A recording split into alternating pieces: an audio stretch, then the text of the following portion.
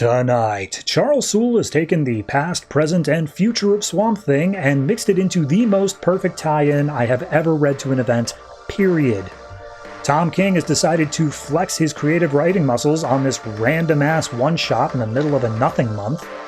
And Phantom Stranger is being judged by the lowest scum that you could possibly imagine, thus perfectly predicting the future existence of X. All that and more tonight on the Not-So-New 52.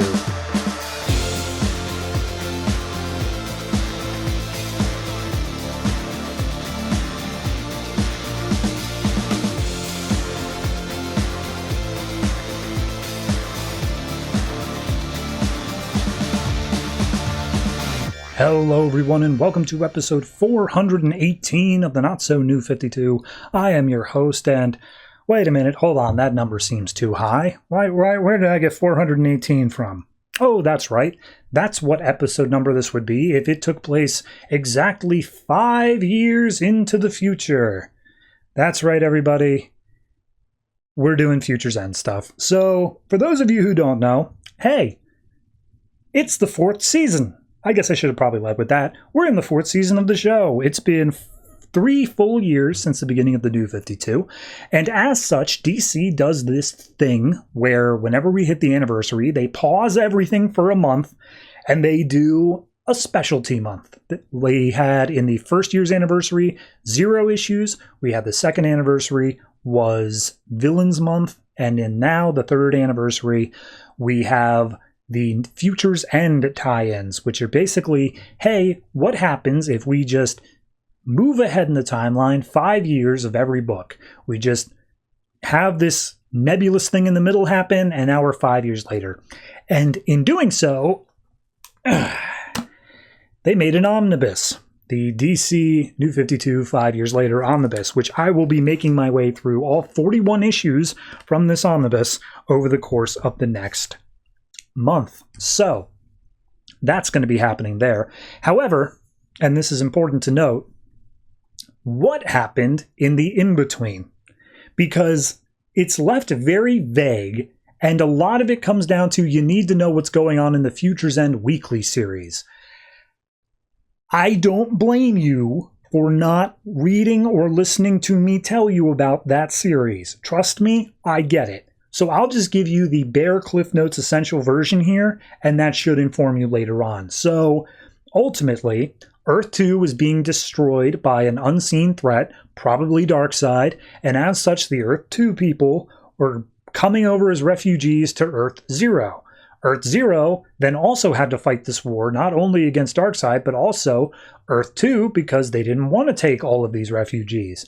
Ultimately, they did end up taking some, and the world is a little bit more bitter because of it, that there is this whole war that went on. A lot of the major superheroes have disappeared. A lot of them have changed tacks, so things are very different 5 years later. That's the gist of it. There's a few other things you got to know, but they're pretty much be on a case-by-case basis in the series themselves. So that's the basis for the entire next month. Get used to that. And then the only other thing I need to tell you is that each week, I'm pretty sure each week at least, 1, 2, 3, yeah, each week has at least one comic that is not part of this. We have some other stuff going on.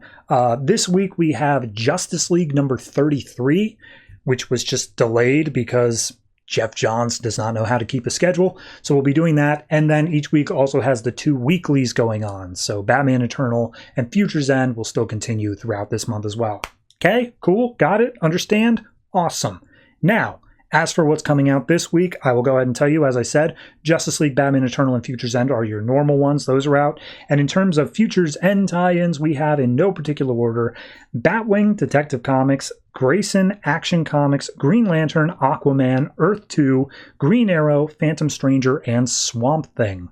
So I'm going to be mixing that up. I'm not going to be following my normal order of like Bat family stuff first and then moving along in family stuff, because some of them definitely take place before others. Additionally, sometimes I'm going to be doing Future's End at the beginning of the episode. Sometimes I'm going to push it to the end. It all depends on what needs to be read first. It's entirely up to my subjective whims, and I don't know what I'm going to do at any given point. But lo and behold, we will make our way through this heavy-ass book over the course of the month, and I promise you I will leave as little out as possible. So yeah. With all that said, I think that's enough setup. I hope that you enjoy season 4 of the show. And let's go ahead and start off. I think we'll start off this week with the normal books. So going into what should have been 2 months ago, Justice League.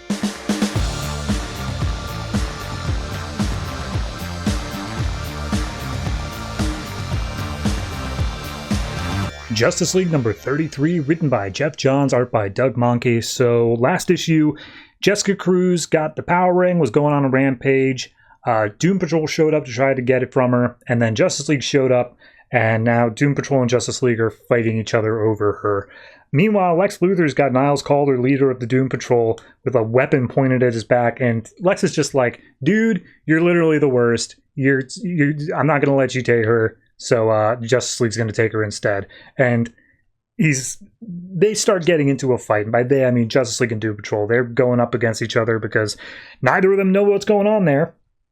Batman and the rest of Justice League are like, why are you fighting us? Who are you people?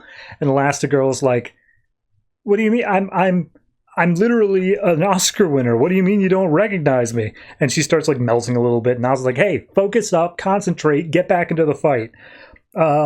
We see Negative Man goes against Aquaman, and Negative Man's like, if you're going to kill me, just do it, man. And Aquaman's like, why are they so weird? Element Woman pops out, and she's like, why didn't the Justice League come looking for me after Trinity War? And Wonder Woman's like, we were. And she's like, well, look, that's not what the chief said. So at this point, Niles is just like, hey, all the stuff that like knocked me out of academia, I was smarter than you, Lex, and all this stuff that knocked me out is because you framed me. It's all this stuff of like a virus that took over a village, and then Niles Calder had the cure, coincidentally. And Lex is like, dude, that was all on you. Don't blame me for that. You're the one who's being a prick about it. So at this point, Jessica Cruz wakes up, and Shazam's looking over Cyborg, and Shazam's like, you knocked out my buddy here. You're under arrest, lady. And the Ring starts talking to her, just being like, hey, they want to hurt you. All these people want to hurt you. They're all fighting just to hurt you. And remember those men who are out in the woods and they had guns? They're right here too. And then the Ring like conjures them up, makes constructs, and it freaks Jessica out so much that she just makes this giant ass Green Lantern like bubble that starts like eviscerating this city. And we get a zoom out in space, and we actually see how big this explosion is. And we get some narration saying, I see it, Anti-Monitor. And the response of, then let's consume it, child. So back down on the planet, everyone starts recovering a little bit. They got shields and whatnot.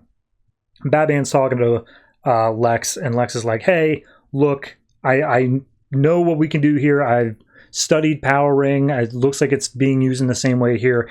Just, it's all about fear, Bruce. And Batman's like, don't use that name. And he's like, then just admit it. Come on, aren't you going to tell me that you're Bruce?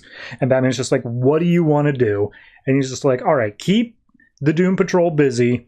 You in the Justice League, do that. I'm going to go in and I'm going to take care of Jessica Cruz. Thanks a lot, Bruce. And then he takes off. Batman's like, God, I hate that guy so much. So Lex goes in and basically just tases her until she falls unconscious again. Just being like, well, when you were unconscious, you couldn't use your ring. I'm just going to do that again. And as he goes to step up to it, Niles Calder throws in a explosive onto Lex's back. And it's just like, yeah, you think you're just going to be able to tase her? No, this ring is buried deep inside of her psyche now. It's like mainlining into her brain. You're going to have to do psychosurgery to get it out, which is what I intend to do. And so he manages to like EMP Lex's suit briefly in order to get in there. And as Lex is trying to push through it, he fires off a blast at Niles, and Batman swoops in to save him. Just like, hey, Lex, that would have killed him. And Lex is like, nah, he would have been fine. But shouldn't you be over there stopping the Doom Patrol? So at this point, Jessica and Power Ring start like attacking Lex. He's not able to do anything, jump in. And the Rings just keeps telling Jessica, like, oh, you have to burn this place to the ground. You have to destroy it all. It's the only way to save yourself. And that's when Batman steps in. He's like, hey, Jessica, it's running off your fear. The more afraid you are, the more it controls you. You have to not be afraid. And he's like, I'm sorry, is Batman telling me not to be afraid? You're Batman. Clearly I'm afraid. And he's like, no, only criminals should be afraid. You're a victim. Like, I can see that. You should not have to be afraid of all this. And he starts relating his backstory to her and saying how he was afraid back then and all this stuff, but he turned it into something good. And he was just like, you can find your own light, you know, you don't have to rely on the light of others. So the ring is start chiming up just like, no, you need me. You really need me. Don't take me off. Don't do that. Don't listen to Batman. He's stupid. Batman's an idiot. You're not safe here. You know what? He's safe here. And Batman gets through to Jessica, manages to console her, and then starts pulling the ring off her finger. And right before the ring comes off, it says, no, you'll never be safe. He's coming. And then all of a sudden it comes off, goes silent. So Batman carries Jessica out of all the rubble and whatnot over towards Lex. And he's like, hey, Lex, you thought you were saved the day, but you didn't. I did. I'm better than you. And you will never be a member of the Justice League. We don't need your help. And he's like, yeah, not this time. So we then get a conversation between Batman, Superman, and Wonder Woman up in the Watchtower. And Batman's like, look, the smartest thing we can do right now is ask Lex to join the Justice League. And Superman's like, are you kidding me? Do you not remember my entire backstory with this dude? He is literally the worst. He's an opportunist, and he's just going to use the Justice League to further his own goals. And Batman's like, yes, absolutely. But if we have him in the Justice League, we can keep a better eye on him. He'll have access to our files, but we'll have access to his. So I think that's the best option. And Wonder Woman's like, friends close, enemy closer. Yeah, all right, I get it. So Batman says we're not going to do it unless we all agree. And we cut to Superman shaking hands with Lex, welcoming him into the Justice League. And Lex is like, oh, it's a fine decision you've made, Superman. I can't wait to work together. And Superman's like, shut up, we got some ground rules to go over. So yeah, that's the issue. I'm kind of surprised we wrapped up the Jessica Cruz stuff with, like, her taking off the ring. Only because I know where Jessica Cruz ends up down the road. Like, it's quite a bit of a distance there. I thought she was going to stay a Green Lantern for quite a bit longer, but I guess she's just out right now, and she'll come back to it later on. Beyond that, it's a fine little mini arc. It feels like, okay, we set up this Doom Patrol stuff earlier on. There was also a mention of how some other previous members of the Doom Patrol, like, either were killed or faked their deaths, and Niles Calder was hiding that from the current members of the Doom Patrol. So there's a whole bunch of other stuff going on there. It was a solid little mini arc going on, and it sets up this larger thing that's coming down the road of the Anti-Monitor. So all in all, I enjoyed it. I think it's probably worth I almost want to give it the 8. Because of, like, that Batman speech, and, like, it does a very good job of tapping in the emotionality there, but I think I still got to give it a 7.5. It just doesn't quite feel like that 8 level for me, but it's still very, very good, all things considered.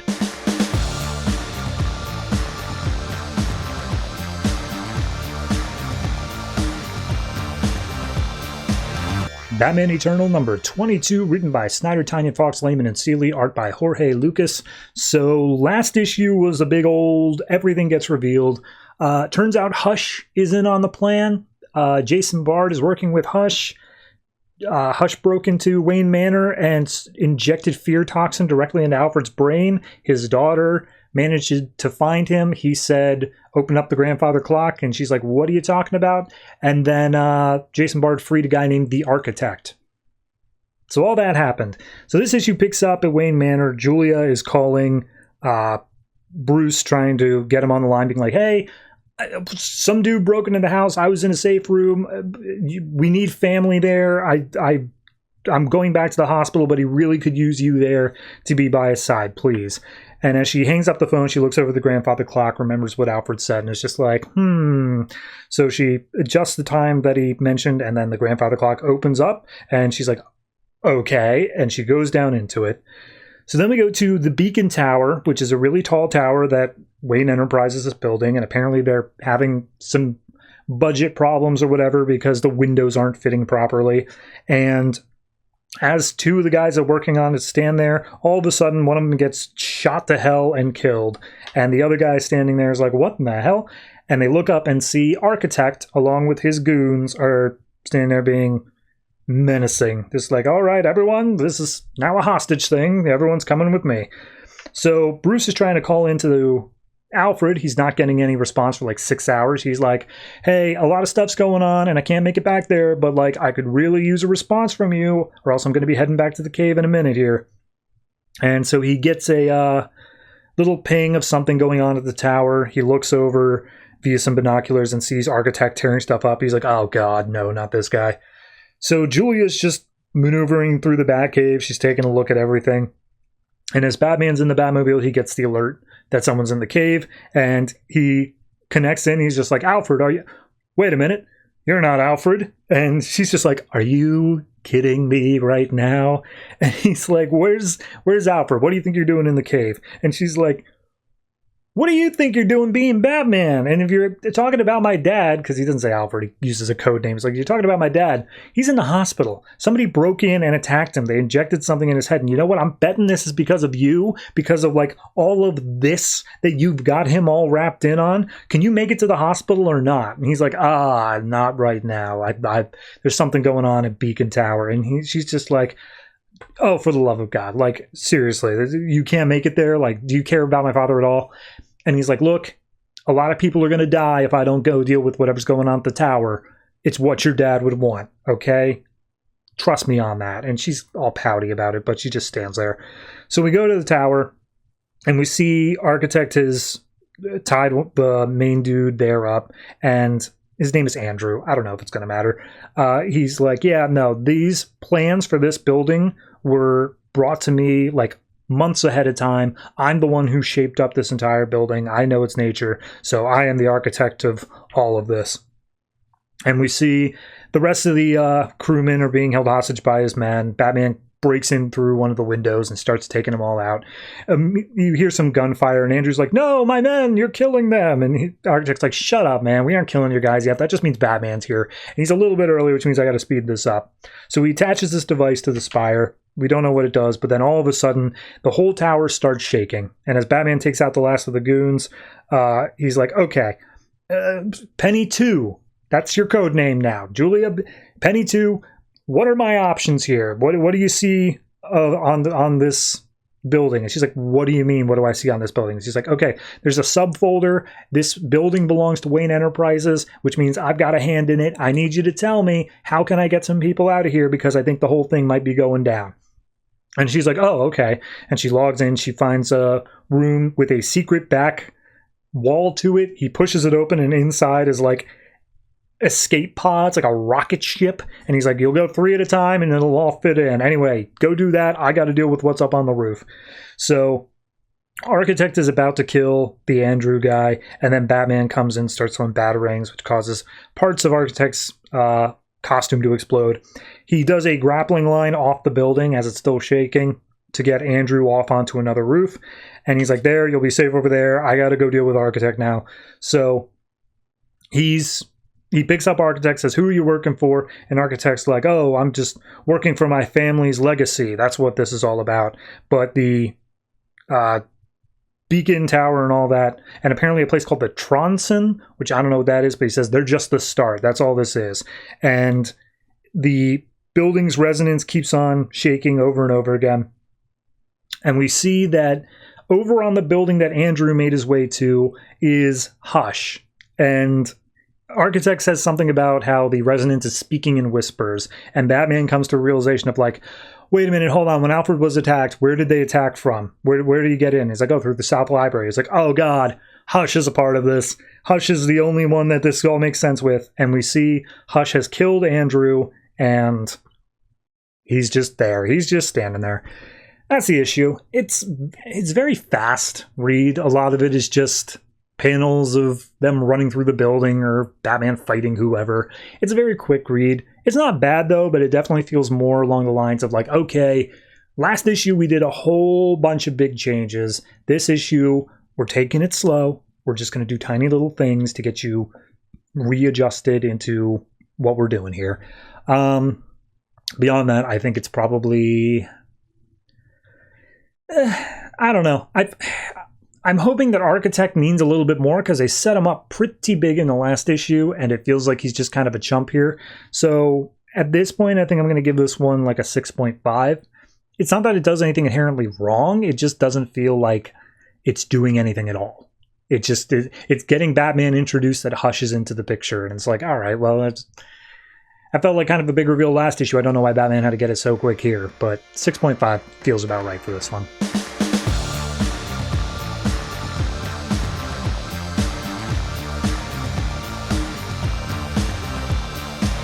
Future's End number 18, written by Azzarello, Lemire, Jurgens, and Giffen, art by Jorge Jeanty. I will try to name 100 different ways until I get it right. So this issue picks up in the Horn of Africa, where last issue Constantine found Superman, actual, honest-to-God Kal-El of Krypton Superman. And he's basically recounting, saying, look, there's an unknowable evil, dawn of time, the sort of thing that, like, the primordial ooze was afraid of, and it's back, and it's evil, and it's gonna kill everything. And Superman, who's just plowing a field out in this desert, is like, don't care. And he's just like, what? Okay, all right, I might have laid it on a bit thick, but like, seriously, this is a job for Superman. He's like, all right, Superman's in Metropolis. He wears a helmet now. And he's like, yeah, okay, here's the thing. You're already a part of this. Like, there's a village a couple miles west of here that was murdered because this thing is looking for you. And Superman just super speeds off and comes back real quick to see what he was talking about. And he's just like, this thing is coming looking for you because you are one of the few things that might actually be able to stop it. So, yeah, be aware of that. And Superman's like, all right, I've seen worse. And he's like, yeah, okay, look at you, big tough guy. You may have left the world behind, but like, it still needs your help. And Superman's just like, I'm not going to be lectured by you of all people, Constantine. He's like, yeah, all right, fair enough. So he just raises up his flask and takes a drink too, leaving the world behind. And Superman bats it out of his hand and is just like, you have no idea what I did. And Constantine's basically like, oh yeah, no, during the war and all that, totally. And maybe one day I'll tell you what I did. But like, ultimately, you need to be a part of this. And Superman's like, the village, do you know who? And it's like, no, I don't know who. It's an unknowable evil. It's this entity or whatever. But, like, it does have a name, Brainiac. So we then go to Metropolis, where the new Superman, which is actually Billy Batson Shazam, just got de-Shazammed. And Lois Lane is like, I'm sorry, you're like a kid who's like 20 years old. And you've been Superman or whatever? What is going on here? And he's like, it's complicated. But meanwhile, Rampage manages to get back up, goes to attack Billy. He tries to say Shazam, but ultimately is interrupted. And so he gets just picked up and thrown into a building. And Lois is like, oh my God, that's just a normal 21-year-old. He's about to die. But then the newer member of the Justice League, Stormguard, shows up, grabs hold of Billy, and just being like, saved you, random child. It looks like Superman must have weakened her. I can now knock her out. So Stormguard comes in, tackles Rampage, and manages to get her unconscious along with the help of some weird light blade electric thing. So Stormguard comes over just being like, oh, how's that kid? And it's just like, he was Superman. And he said Shazam. I can put two and two together here. And Stormguard's immediately like, okay, look, I know that you're a reporter, but you shouldn't report on this story. And then she's like, what? And they all get teleported up to the watchtower. And Lois is like, you do understand that this is like a major news story, and I have a First Amendment right to report it. And Stormguard's like, yeah, hey, I need to get this guy to the med bay. He's got some trauma or whatever, that's fine. But like, if you want me to talk to you about this, the world needs a Superman. We've seen that more than ever right now. And if you take that away, is the world really going to be any better off? And she's like, all right, well, if he's not Superman, where is the real one? So then we go over to the random ship barge thing that's carrying Barda and Diggle and Emiko. And Emiko comes out with Barda's helmet, just like, all right, time to suit up, we're here. And they just spark off the ship.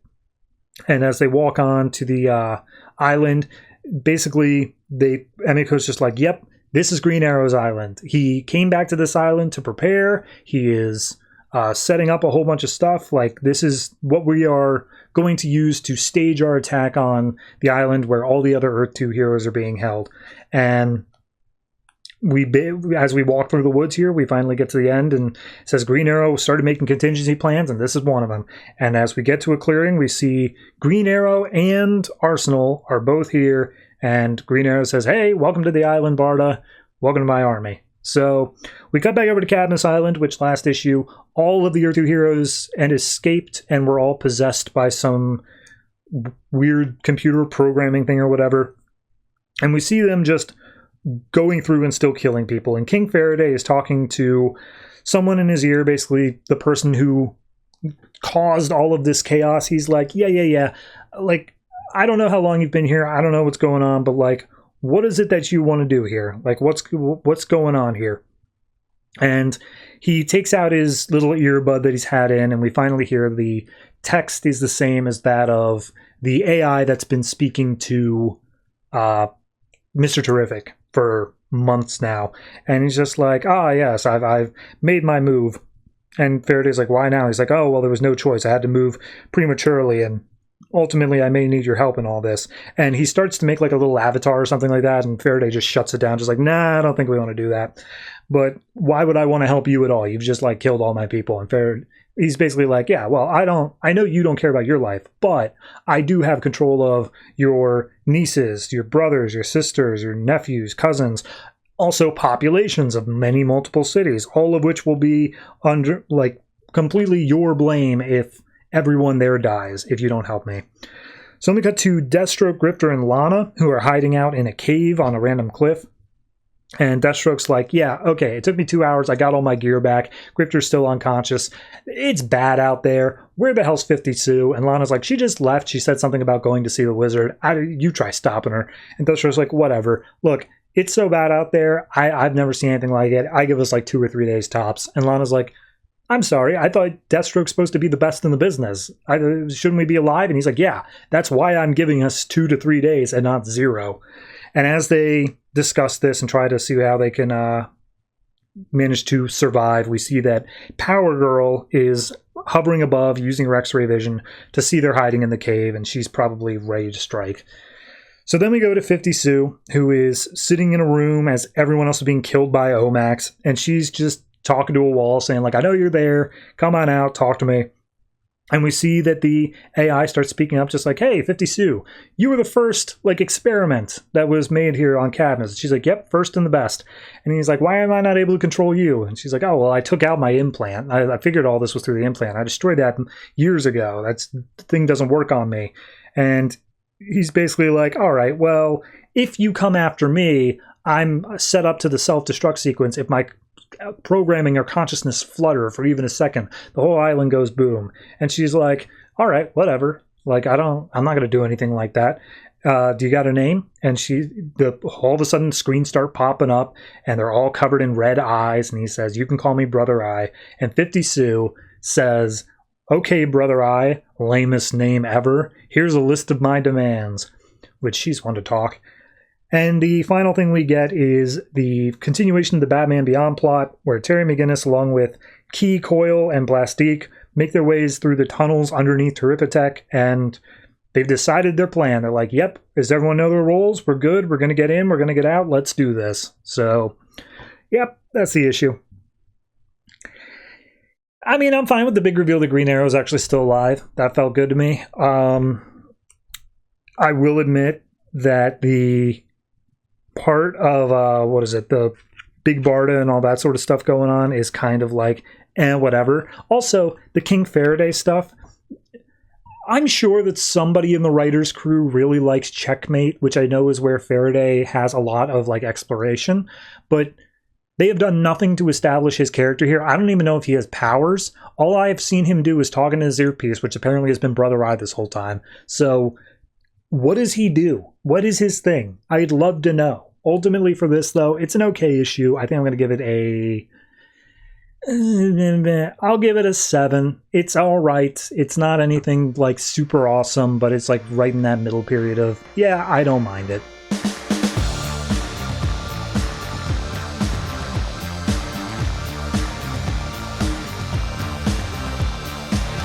Earth 2 Future's End #1, written by Daniel H. Wilson, art by Eddy Barrows. So Set 5 years in the future at Terrifitech, we have Mr. Terrific setting up all of his U-spheres, which are the newest technology. It's like his T-spheres, but better. And we see that they're ready to ship out, and we see him talking to Sonia, who I can't remember her last name, but she was a general in the World Army over in the Earth 2 books, so she's from Earth 2. And it seems they have some level of a relationship here, maybe not romantic, but Michael Holt is basically like, hey, they might not be able to handle this technology at first, but like it will make us better people.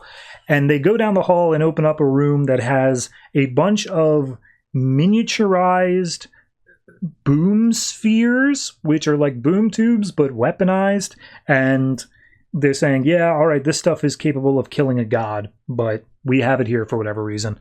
So they go outside, try to catch a taxi. Taxi's like, hey, only Earth cards, which prove that you're from Earth 1. But since Sonia's from Earth 2, the taxi driver speeds off and says, go back to your own planet. And so they end up taking a helicopter instead. And Michael's like, yeah, look, you're not a duplicate. Like, this is xenophobia is only temporary. It's because of the war and all that. Don't worry about it. And she's like, hey, I was a soldier. I know all about xenophobia and whatnot. I just have to work harder. I understand. So we go to a testing ground for military weapons where Michael's showing off some new stuff, and then all of a sudden in walks Terry Sloan, who is apparently the other smartest man in the world, and he's like, your weapons are dumb. The thing we need right now is a way to tell apart Earth 1 people and Earth 2 people, or I guess I should say Earth 0, without any sort of time or anything like that. And he pulls out some goggles, which manage to show that Michael is from Earth 0, whereas Sonia is from Earth 2. And just like, see, we can use this in any place around the world, and it'll easily let us see where those duplicates are from. So then we cut over to Cadmus Island, where Red Tornado, who in the Earth 2 book is Lois Lane, wakes up. She's missing her lower half and her eyes, and she just starts screaming. And that's it for that. So then we go to, I'm assuming some sort of military base, and Michael Holt's trying to get in when they're using the goggles, and the goggles incorrectly identify him as an Earth 2 citizen. So the guards are like, you're under arrest for impersonating an Earth 0 citizen. And he's like, that's not right. Check those goggles, man. It's like, I don't have to. They're worth billions of dollars. They have to be correct. So Michael just kicks the guard and then drives in saying like, all right, I'm going to drop Sony at the lab, and then I'm going to go figure out what's going on. And we see over at the Terrifitech lab, Terry Sloan meets up with his duplicate, and they shake hands and say, all right, we've programmed all the goggles to say that Michael Holt is a duplicate from Earth 2. He will not be trusted. He'll have all of his stuff drained, and now we can go take over what is rightfully ours. So they break into Terrifitech. They start killing off guards and whatnot, and they want to get to the boom spheres. So they go in and they're trying to figure out how to stabilize it and use it as a weapon. Meanwhile, Michael Holt tries getting some money out. His accounts are closed. His phone's shut down. There's nothing he can do. And his lab is under heavy guard from Terry Sloan's guys. So he decides to go to a cathedral. Because why not? He literally just says, yeah, it's cliche, but why not? It's the last place to look.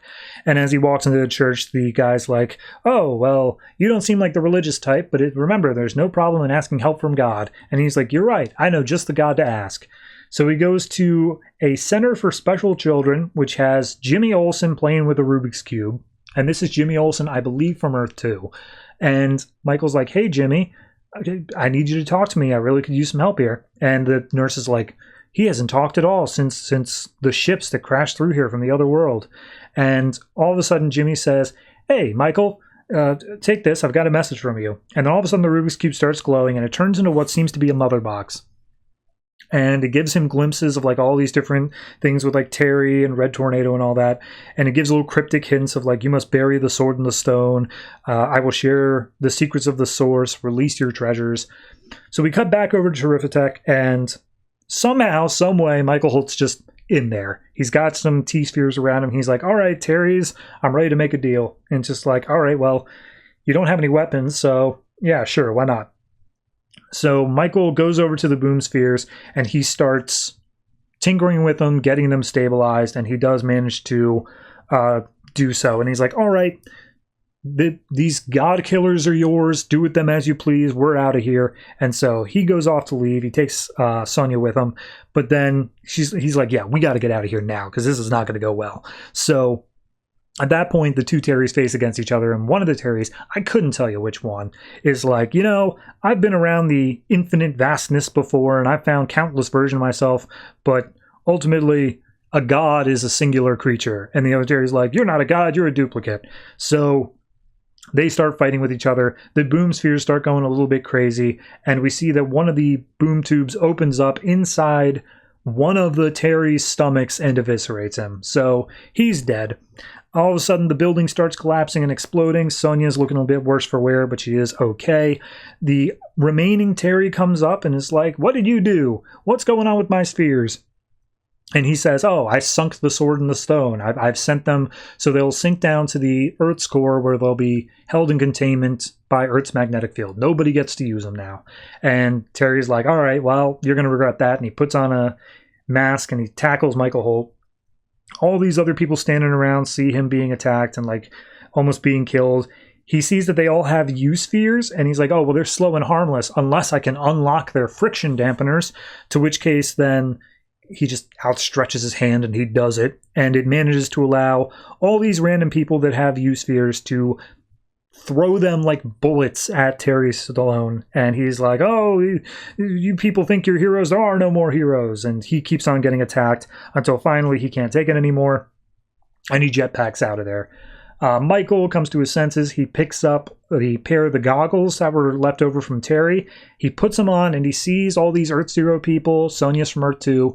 But then he looks at Terry as he flies away, and Terry comes up as an unknown world of origin. So as his place is burning down, Sonia's like, hey, what's up? And he's basically like, yeah, Terry's not from here or there. I don't know where he's from, but he said he was willing to save his world at any cost. So the question is, what world was he talking about? And their final page here is like, oh, you say the technology is going to change us, but like, what will it change us into? And he says, hopefully heroes. So that's the setup. And then it says to be continued in Earth 2 number 27 and Earth 2 World's End, which I believe is next month. It's okay. It's okay. It's not. It's very rushed. This feels like a full story arc all at once. We just immediately dump out exposition and like move super quick through this. This is at least 3 issues. And the fact they put it all in one is just kind of like, not feeling it. Art-wise, it's okay. I don't know if I'm supposed to know which Terry was from which Earth. If so, they could have done a much better job of explaining that. But ultimately, it's not the worst thing I've ever read out of like a tie-in to an event, but it's definitely got some low quality aspects to it. So I think overall I'm going to throw this one in like the 5 category. It's not great. It's just middle of the road. All right, I guess it's here.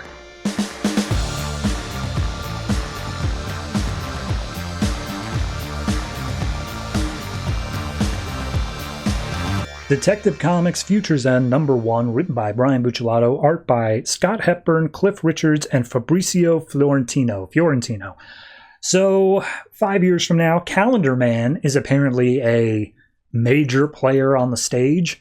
It is the anniversary of 0 Year, and turns out that he wants to reenact it. He wants to get 0 Year back on the table. He's threatening a massive blackout and crippling of Gotham's infrastructure unless he gets something that he wants. And we go back to it later on. But Batman's flying on like a green gobbler glider, and he's like, look, I'm going to deal with this Penny one. The Arkham Island is too locked down. There's no way that anybody can get in to it. The only person who can get in is the guy who designed it, and that was Riddler, and therefore I need Riddler's help. And Penny's just like, why would he help you? And also he's a villain, and he's like, don't do this. And Batman's like, don't worry about it. I got something figured out. So he busts into Riddler's building because he's now got an entire corporation with just giant question marks everywhere, and he starts going around beating up Riddler's goons and bodyguards on the way to the main office room where Riddler's watching the TV, as the news is basically saying that the only thing the Calendar Man wants is the person who's responsible for destroying his family. And Riddler's just like, is it just me, or is this guy a bit too campy? As Batman's like, you're literally named the Riddler. He's like, don't judge me. So Batman's like, look, need your help. You're the only one who can get into Arkham Island. I need your assistance with that. And Riddler's just like, the police asked me 3 days ago, and I'll say the same thing to you. No.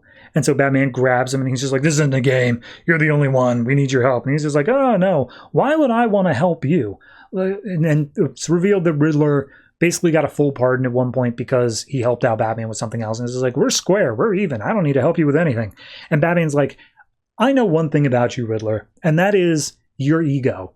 You caused 0 Year. Are you literally going to let Calendar Man, of all people, try to claim your magnum opus? He's co-opting your anniversary? And Riddler's like, touche. Yeah, all right, I'm in. So we cut over to Arkham Island where Calendar Man's basically just giving the lowdown. He's just like, you guys know that I'm all obsessed with dates and whatnot, but the reason why is that I had a wife. She was the best, better than I ever deserved, and she remembered everything. She was the one who took care of all the dates. But when she died, that's what made me fixate. That's what losing my family. That's what it all was. So yeah, I'm gonna take revenge on the guy who took that from me. And one of his goons is like, how do you know that guy's gonna show up? And it's like, oh, because he has to, or else a lot of people are gonna die. So Batman and Riddler are riding in on a bat boat, and Riddler's like, so what's your plan here? Like, he wants this guy who ruined his life, and me and you were going in alone, so what are you thinking? And Batman's like, his name is Julian Day. He had a wife before she died, then he widowed, but he had a young son. And when he widowed, he became like a mobster and a boss or whatever, but he started abusing his son. I beat the ever-loving crap out of him, and I got his son into foster care. And so I took his son away from him. And Riddler's like, oh, so you're the one who ruined his family. All right, this is interesting now. So they stop the boat so as to not trigger any of the like outside perimeter alarms. They dive down underwater. Riddler points out some tripwires and some mechanical electric eels that Batman pulls off of him, and they make their way into this small little tunnel underneath Arkham. And as they bust their way in through a sewer grate, Batman's about to jump down, and Riddler's like, wait, hold on. I didn't get you a chance to say this earlier. I'm light as a feather, yet the strongest man can't hold me for more than a minute. What am I? And Batman's just like, I don't have time for this. And he jumps down, and Riddler's like, it's your breath. I meant to say it before we jumped in the water, but I forgot. Anyway, I got some more riddles. And so the whole time they're going through, he's just dropping more and more riddles the whole way there. And Riddler almost loses his grip at one point because a bunch of steam busts out from a pipe. Batman manages to grab him, saves him. And so Riddler leads them to the main silo, and he's just like, well, this is it. This is the way to get in. However, it is like metal detecting. That's the big thing here, is that it's the only one that doesn't have like a full motion sensor, but it detects metal. So we need to drop off anything metal. Is that going to be a problem? Do you got like a metal plate in your skull? And he's like, yeah, something like that. So they stand for a moment, and then Batman just starts climbing up, and he's just like, what are you doing? They're going to know you're there. And he's just like, who cares? So they make their way up. We hear the alarms going off, and Riddler's just like, well, the upside is that we're in. The downside is that we're in. So they're immediately surrounded by a bunch of Arkham Asylum inmates. Riddler just stands off to the side as Batman starts throwing punches, fighting against him. He does throw the occasional punch when someone comes up against him, but for the most part, he's keeping to himself. And as him and Riddler get more and more boxed in, more and more grabbed by everybody else, that's when Calendar Man comes in. He's like, stop! Batman and Riddler, I need to know what caused this. This is crazy. And Riddler's like, hey, Calendar Man, love what you're doing. The blackout, real cool, awesome. And Batman's like, Riddler, swear to God, man. And he's like, hey, shush, Batman. I'm talking to him. Anyway, you know I'm a man of my word. You wanted the man who destroyed your life. Here he is, Batman.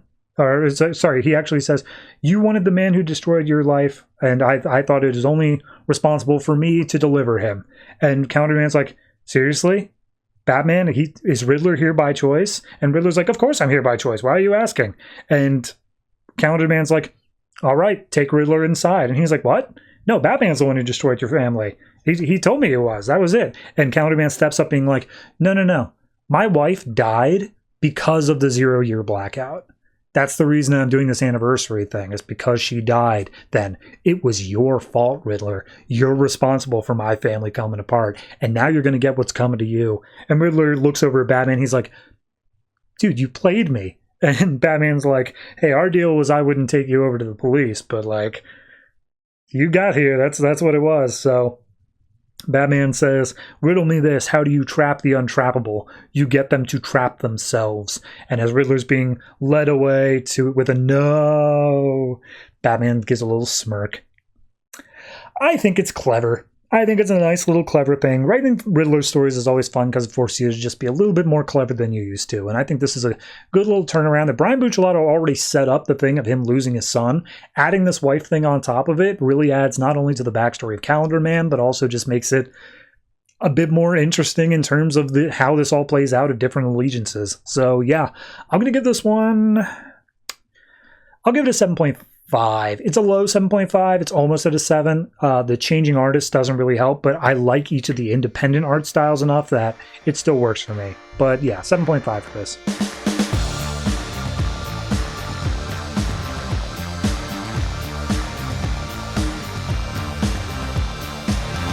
Grayson, Future's End, #1, written by Tom King and Tim Seeley, art by Stephen Mooney.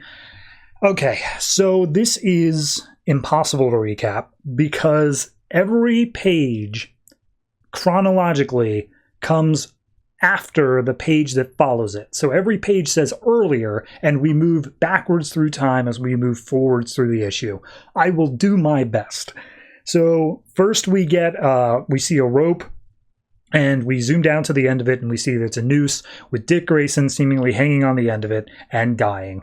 Earlier on, we see him being attacked by Russian guards. Helena is there saying how stupid he is for doing this in front of everybody, and she gets all tearful as she says that, like, you know, he's responsible for this now, and she's basically saying, like, hey, I had to. I was always responsible. Earlier on, we see he's getting a medal from someone called the Beast, who is KG Beast, just to be clear, for helping out with the Eurasian wars or whatever's going on here. And Grayson, as he's being given this medal, says, I'm sorry to Helena, gets up, starts attacking the Beast, and in front of this entire crowd that's seeing him get the medal, snaps his neck and kills him. And Helena's like, we're going to have to kill you now. Like, that's the only way that we can do this. Like, you have to die. And he's like, I know. Earlier on, we see him talking about getting the medal from Beast and how KG Beast was always like a laughingstock for Batman, such a stupid name. And as he's doing like sit-ups in front of Helena, every time he comes up, he gives her a kiss. And he's basically just like, I have to do something. Like he's ruling over Eurasia. He's this awful person. I have to do something. And Helena's like, hey, don't worry about it. It's just a medal. We cut back to earlier. We see Dick is cradling a young child, just singing a song of like the man on the trapeze and whatnot, as Helena is saying that all this room that is just full of dead people, they were all killed by the Beast because apparently they were defectors. They were people who were going to be working with parademons, and so they had to be killed outright. And Dick's not listening to it. He's just trying to help console this kid. We cut to earlier and we see them come across all of the dead bodies to begin with. They think that they must have missed some parademons, that the parademons came in and they were attacking like men, women, and children. As Helena's freaking out about this, Dick sees the child and calls him or her over to comfort them and make sure that they don't see the remains of all these dead bodies. Cut to earlier, Dick and Helena are pinned down by a bunch of parademons.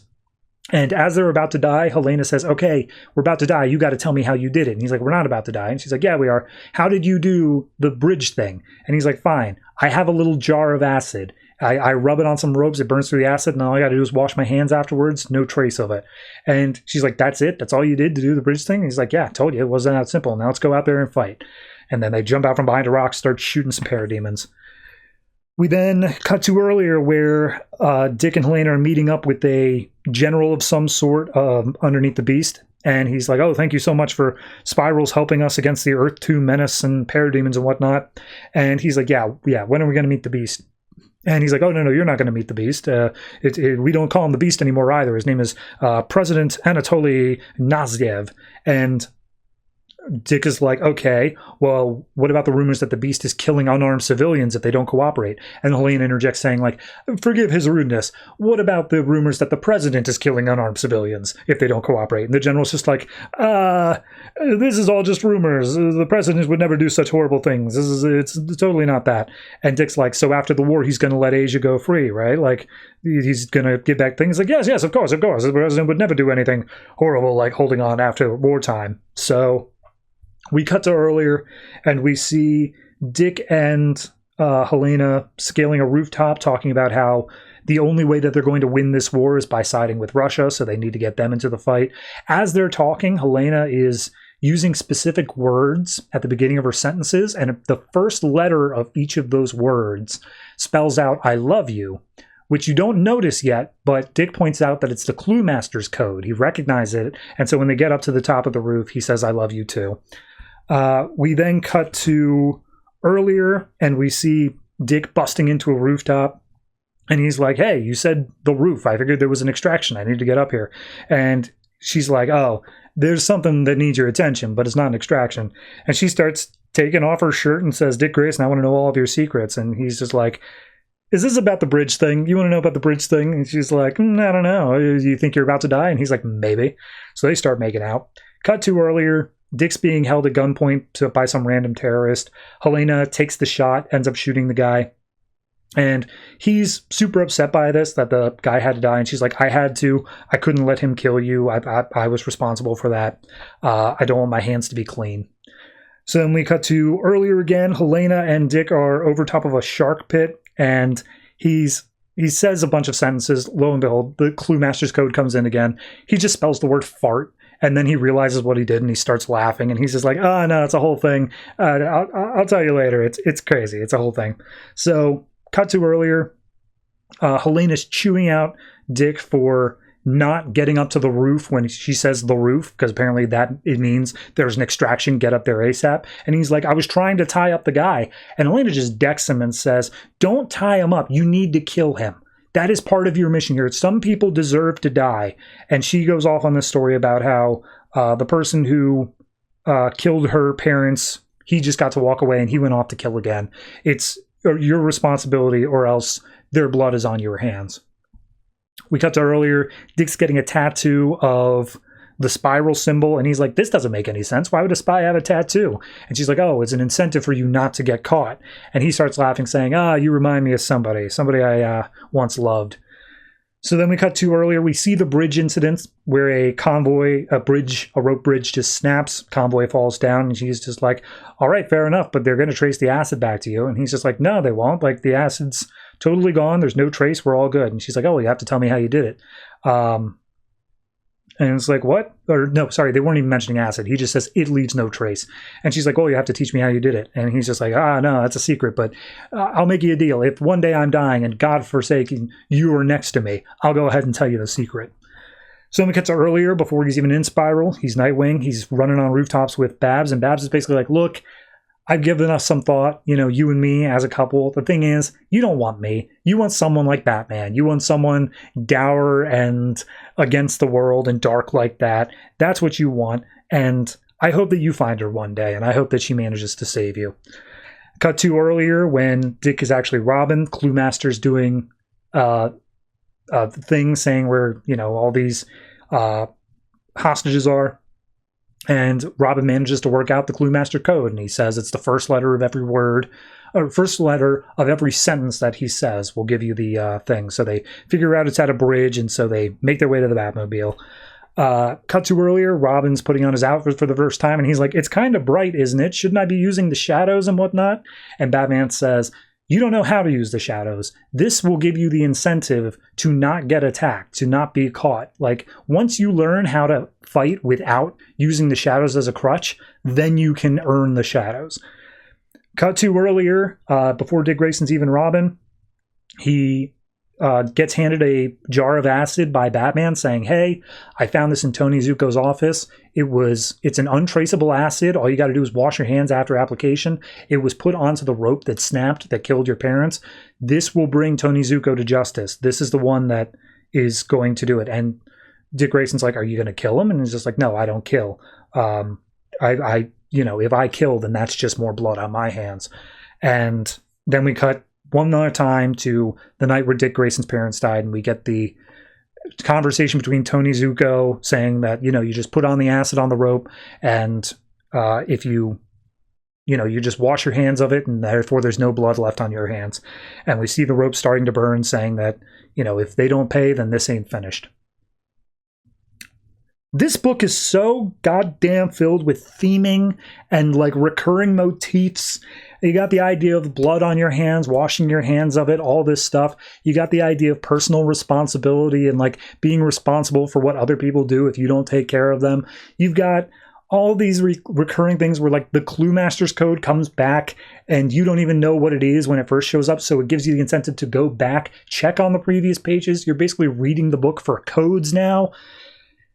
This was plotted out by Tom King and Tim Seeley, but it was written by Tom King. And I think this is the first indication at DC that Tom King's got something special going on here.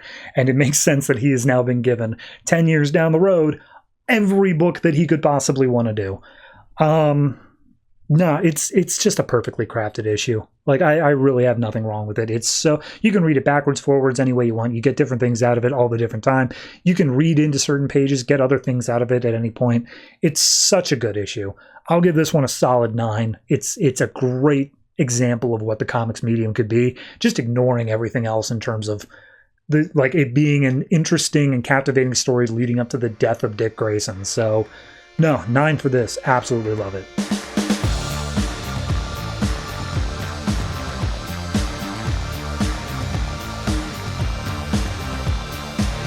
Batwing Future's End #1, written by Justin Gray and Jimmy Palmiotti, art by Eduardo Pansica. So we pick up off the coast of Somalia, where there is a arms running group called Tokyo Mecha Stomp. They use robots. That's their shtick. And Batwing is getting some satellite imagery on them saying like, all right, if they're still using robots, we can hit them with a cloud virus. Go ahead and take over the robots now. They send in the virus. All the robots belong to them. And it's just like, cool, I'll go clean up the stragglers. So over this big freighter ship that they're looking at is a giant ass airship. Batwing comes down, but he is not dressed as Batwing. He's dressed in much more tactical looking armor that doesn't seem to have anything to do with bats on it. So he comes down and he's like, you sure we got all the robots? And he's like, yep, affirmative. And he's like, cool, let's go steal some robots and guns. So they bust into the center part where there are some cybernetically advanced humans in there and just like, who the hell do you think you are? And he's just like, hey, everybody, we're taking your ship. We're taking your stuff. Join us or your robots will escort you to lifeboats. And they're just like, no. Again, who the hell do you think you are? And he says, oh, we are Leviathan. So it turns out Batwing is now working for the Leviathan. And immediately these cybernetically enhanced humans get all these spikes and swords and whatever else, and they start attacking. And he's just like, look, I get all of you guys shouting, but like, you guys aren't going to be able to take us. But they charge him for the attack anyway. And Batwing just immediately starts leaping around, beating the crap out of all of them without like any help from the robots at all. So he's like, all right, that's good. So he takes them with, and he says that there are 6,000 crates of guns on this ship. He evacuates with a bunch of the robots and then just nukes the ship from their airship. And just like, all right, well, the only way that the only way that anybody's going to be able to buy any arms is through Leviathan, through us. That's our goal. So all of Leviathan cheers, we are Leviathan. And then we cut to days later at an undisclosed location. We meet up with a bunch of different Z-tier villains, which apparently are all arms runners and dealers from across the globe. I don't have time for all of them, but regardless, we got like Paris, America, Africa, China, all these places are represented. And they're all basically saying like, yeah, Leviathan's been attacking all of us. All of our like shipments and supplies are completely down. Soon they're going to be the only way to get any sort of weapons at all. What are we supposed to do? And in steps this guy named Corvus Corax, who's got this weird swirl-looking mask thing on, and he's like, yes, I'm the genius who brought you all together. All of you have competing industries, but ultimately you need to work together here in order to take out Leviathan. And they're just like, take out Leviathan? Yeah, you really think that's going to work out? You really think that we can work together? And immediately they start like bickering with each other, and he's just like, all right, look, anyway, I know exactly where Leviathan's headquarters is. I am willing to sell that information to you for $10 billion from each of you. And immediately they pony up.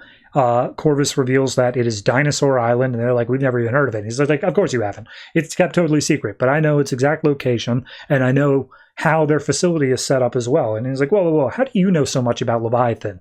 And he says, oh, I helped design the installation, and when it was done, they locked me up and tortured me. I have a bone to pick with them, which is why I'm helping you guys out. And this guy named Father Gunn, who's just shouting off buzzwords and has a gun for a head, just fires a laser beam over at Corvus. Turns out it's a hologram. And he's like, look, I'm not as stupid as you guys are, but if you don't trust me, then so be it. But if you think that I can help you out here, I'm giving you 1 week, and then we'll meet up and like figure out what we want to do. So 1 week passes. We see that they all came together. They are making their drop on Dinosaur Island. And as they come into the thing, there's a holographic mountain there. They just phase right through it, and he's like, there, see, I told you it was a hologram. Now do you trust me? And they're like, yeah, I mean, I guess we're fine. So they get into the front door. They bust their way through and just like, all right, right through that door ahead, that's where their main data centers are. We knocked that out, and Leviathan's done for. There's no way that they can keep their global operation without their main data centers. But then all of a sudden, one of them turns around and says, is that Batman Incorporated? It's a trap. And we see that all of the members of Batman Incorporated from around the globe are here. They start attacking. Corvus turns out to actually be Batwing. And he's like, you freaking idiots. There is no Leviathan. It's all been, I just made up a fake arms group, and I've been attacking you guys under its name for however long. I've reduced the number of illegal arms in the world like a crazy amount, and now we're about to lock up all of you. God, you guys are stupid. So the fight continues on. We see everybody's basically paired up with the person that is from their country. I won't get into the long and short of it, but we do have one of them named, what is this, King Bat, who's like a Viking one. There's a villain named Wood Ape who's being attacked by Batwing. You got a couple from Paris, a couple from Tokyo, stuff like that. But ultimately, Batman Incorporated takes them all out, and he's just like, awesome, we did it. Let's put him in the transport cells, and this entire place is a secure prison that we are able to now keep them in. So Batwing calls over to Batman, who's via hologram. He's like, so you guys did your mission? And they're like, yep, we did it, and this place will be a perfect prison for them. Tell Bruce Wayne thanks for the money for that. And he's like, yeah, totally, will do. Good job, everybody. Batman out. And they're all just like, Jesus Christ, what does it take to impress this guy? But the Batwing's just like, no, but seriously, guys, great work. We're not in this for the thanks, but like, you all did awesome. Take a few weeks off, go visit your families, because that's what I'm going to do. And we cut back to a graveyard where apparently Luke's sister, Tam, has died. She, at some point in the middle 5 years, she died. And when she died, he didn't know what to do anymore. He didn't know how to like even be around his family, and he just went off on his own. But now he's coming back, and he wants to repair the damage he did. He wants to be able to tell them like everything going on. And so he says he loves his sister, and as he stands up and placing flowers on a grave, his mom, father, and sister are all there, and they embrace, have a nice teary hug, and he says like, yep, I'm ready to be a family again. And that's where it ends. I mean, it's kind of a lightweight issue. It's kind of like, yeah, all right. It feels like it could have easily slotted into any normal point of the Batman Incorporated or Batwing books. Like, you could have just had this be a thing of like, and then the group goes out and takes down this gun running thing. And they pretended that there was Leviathan, but actually there isn't anymore. Like, it all works. The only thing that sets in the future is this idea that Batwing would be a part of Leviathan, but the moment that's revealed to be a ruse, this instantly can take place wherever you want it to. So yeah, overall, I don't know. I'd say it's not a bad issue, but it's not one that like I don't know. I didn't really get much out of. The last issue of Batwing definitely didn't feel like, you know, the capper, the thing that was going to like say, oh, sayonara Batwing. It felt like they were kind of saving it for this, but at the same time, this didn't feel like that much of a capper either. So I don't really know what to make of it. I think I'm just going to go ahead and give this one like a 6. It's not too impressive to me. I would have actually been a lot more interested if Batwing were just a member of Leviathan, and you say like, the path to the dark side or whatever, or maybe he's just independent from the Bat family. But ultimately, this just feels like, yeah, another hero story, so be it.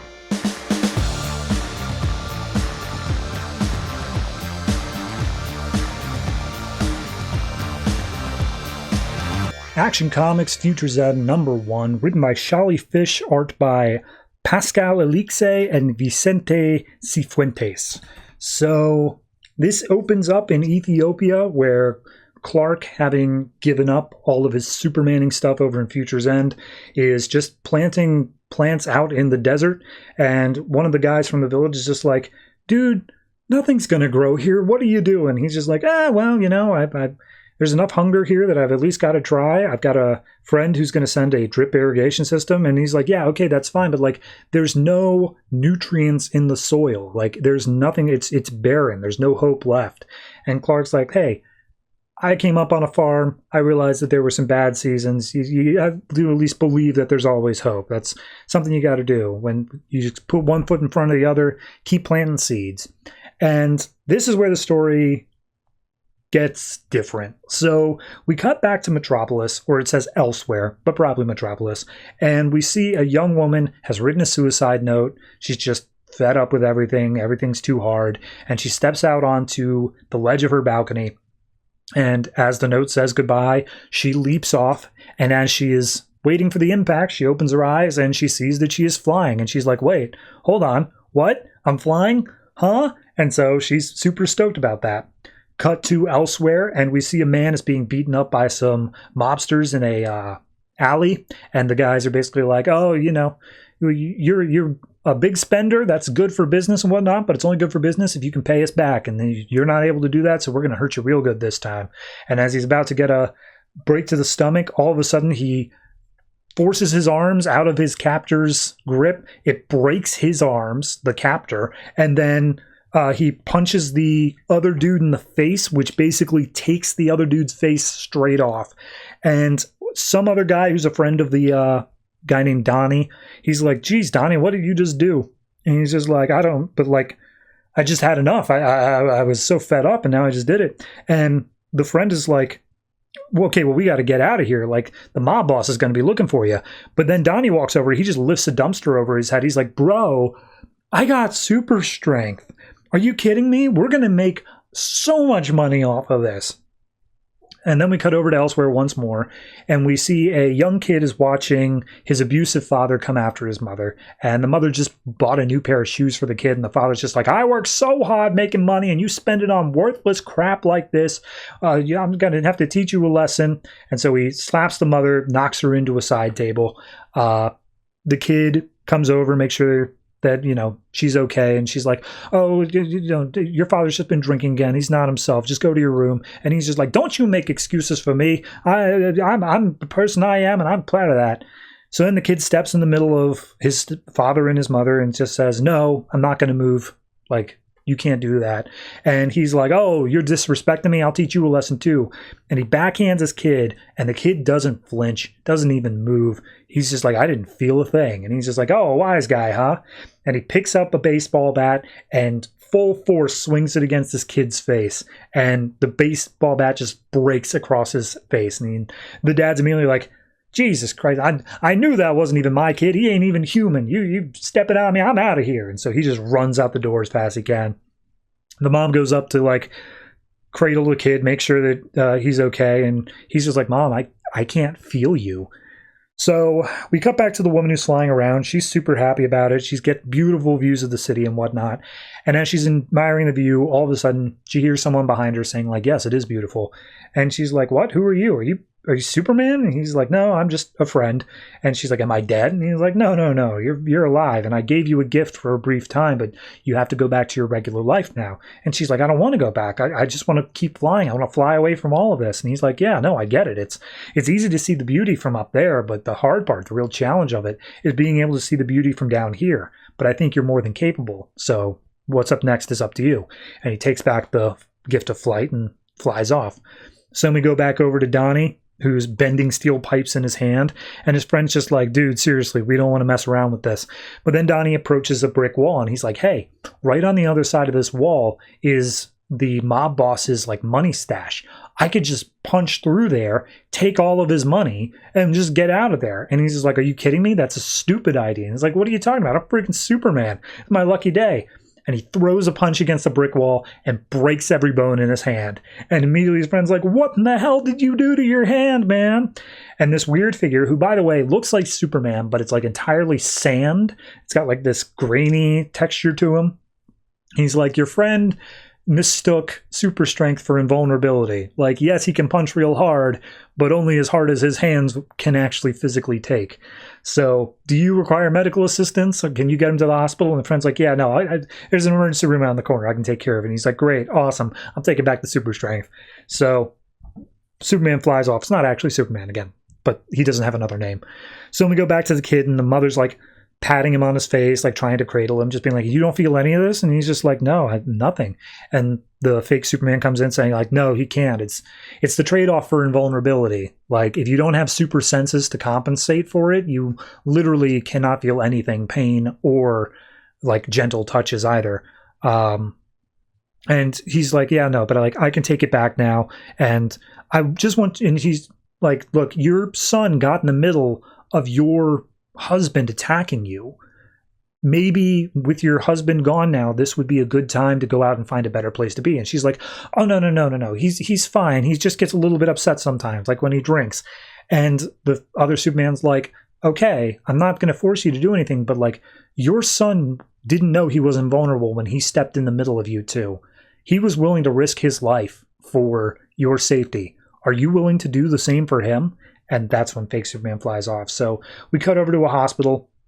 We see that the young woman who tried to kill herself is coming up to the counter saying like, hey, I tried to hurt myself tonight. I really would like to talk to somebody. And the woman behind the counter is like, I'm so sorry. Of course. Yes, we have psychiatric help available. Right now she's helping out this other woman. But like, if you just want to wait, she'll be there in a minute. We see the dude who broke his hand is in the background getting that treated as well. And the woman who's currently being talked to by the psychiatric is the mother of the child who is currently looking for a way to get away from her abusive husband. And the kid comes up and it's just like, are you looking for a shelter too? And the suicidal woman's like, no, not exactly. And he's like, oh, well, you look sad. Do you want a sip of my soda? And the lady's like, oh, well, thank you. That's very kind of you. So they're all learning lessons, doing whatever. We cut back to Ethiopia and we see Clark is still planting seeds out in the desert. Guy tells him like, hey, you're going to die of heat stroke out here. You need to get back inside. And he's like, no, I'm fine. I like the sun. You go inside. He's like, all right, whatever, man. So as Clark is planting, the other Superman comes down and stretches out his hand to him. And Clark's like, okay, what are you supposed to be? And he's like, isn't that really the question? Like, what are any of us supposed to be? And Clark is just like, if I want a cryptic, I talk to Phantom Stranger. Seriously, what are you? And he's just like, I don't know. I have this connection with you. I have your powers. Maybe I'm some residue left over from the last time you fought Mxyzptlk, but like maybe I'm the leftovers of when you turned your back on the world and I came in to fill the gap. And Clark's like, I never turned my back on the world. I'm doing good, but out here away from the limelight. Like I have to make sure my powers aren't going to be used for evil. And he's like, yeah, no, of course you do. But like, you were always the greatest and your greatest ability was to inspire other people. Like even Lex Luthor, he only pushed himself further because of your existence. Like your existence is required for humanity to reach the level they need to be at. And Clark's like, oh, so what? You're here to bring me back or replace me? And he's like, no, I'm out there trying to inspire people the same way you did. I give them these gifts briefly and I see what they do with them. And I give them the catalyst and the potential for change to see what they can do. Some of them succeed, some of them fail, but every single time I do something to help someone, I find myself growing stronger in my own right. And now that I'm finally strong enough, I can repay the inspiration that you gave me. And he flies up into the sky and explodes. And as he explodes, a bunch of sand and soil falls down to the earth. And it turns out that it's nutrient rich. It is topsoil, essentially. And so all of the plants that Clark has been planting start thriving. They start growing super quickly. And Clark's like, oh my God, this is incredible. With proper irrigation, like this entire field can farm for generations. And he says, like, yes, his final challenge was to restore this land's potential, or was his final challenge to get me to live up to my potential? So that's where it leaves off. If it weren't for the framing device, the beginning and end of like Superman, turning his back on society and all that, I think this would be an all-timer.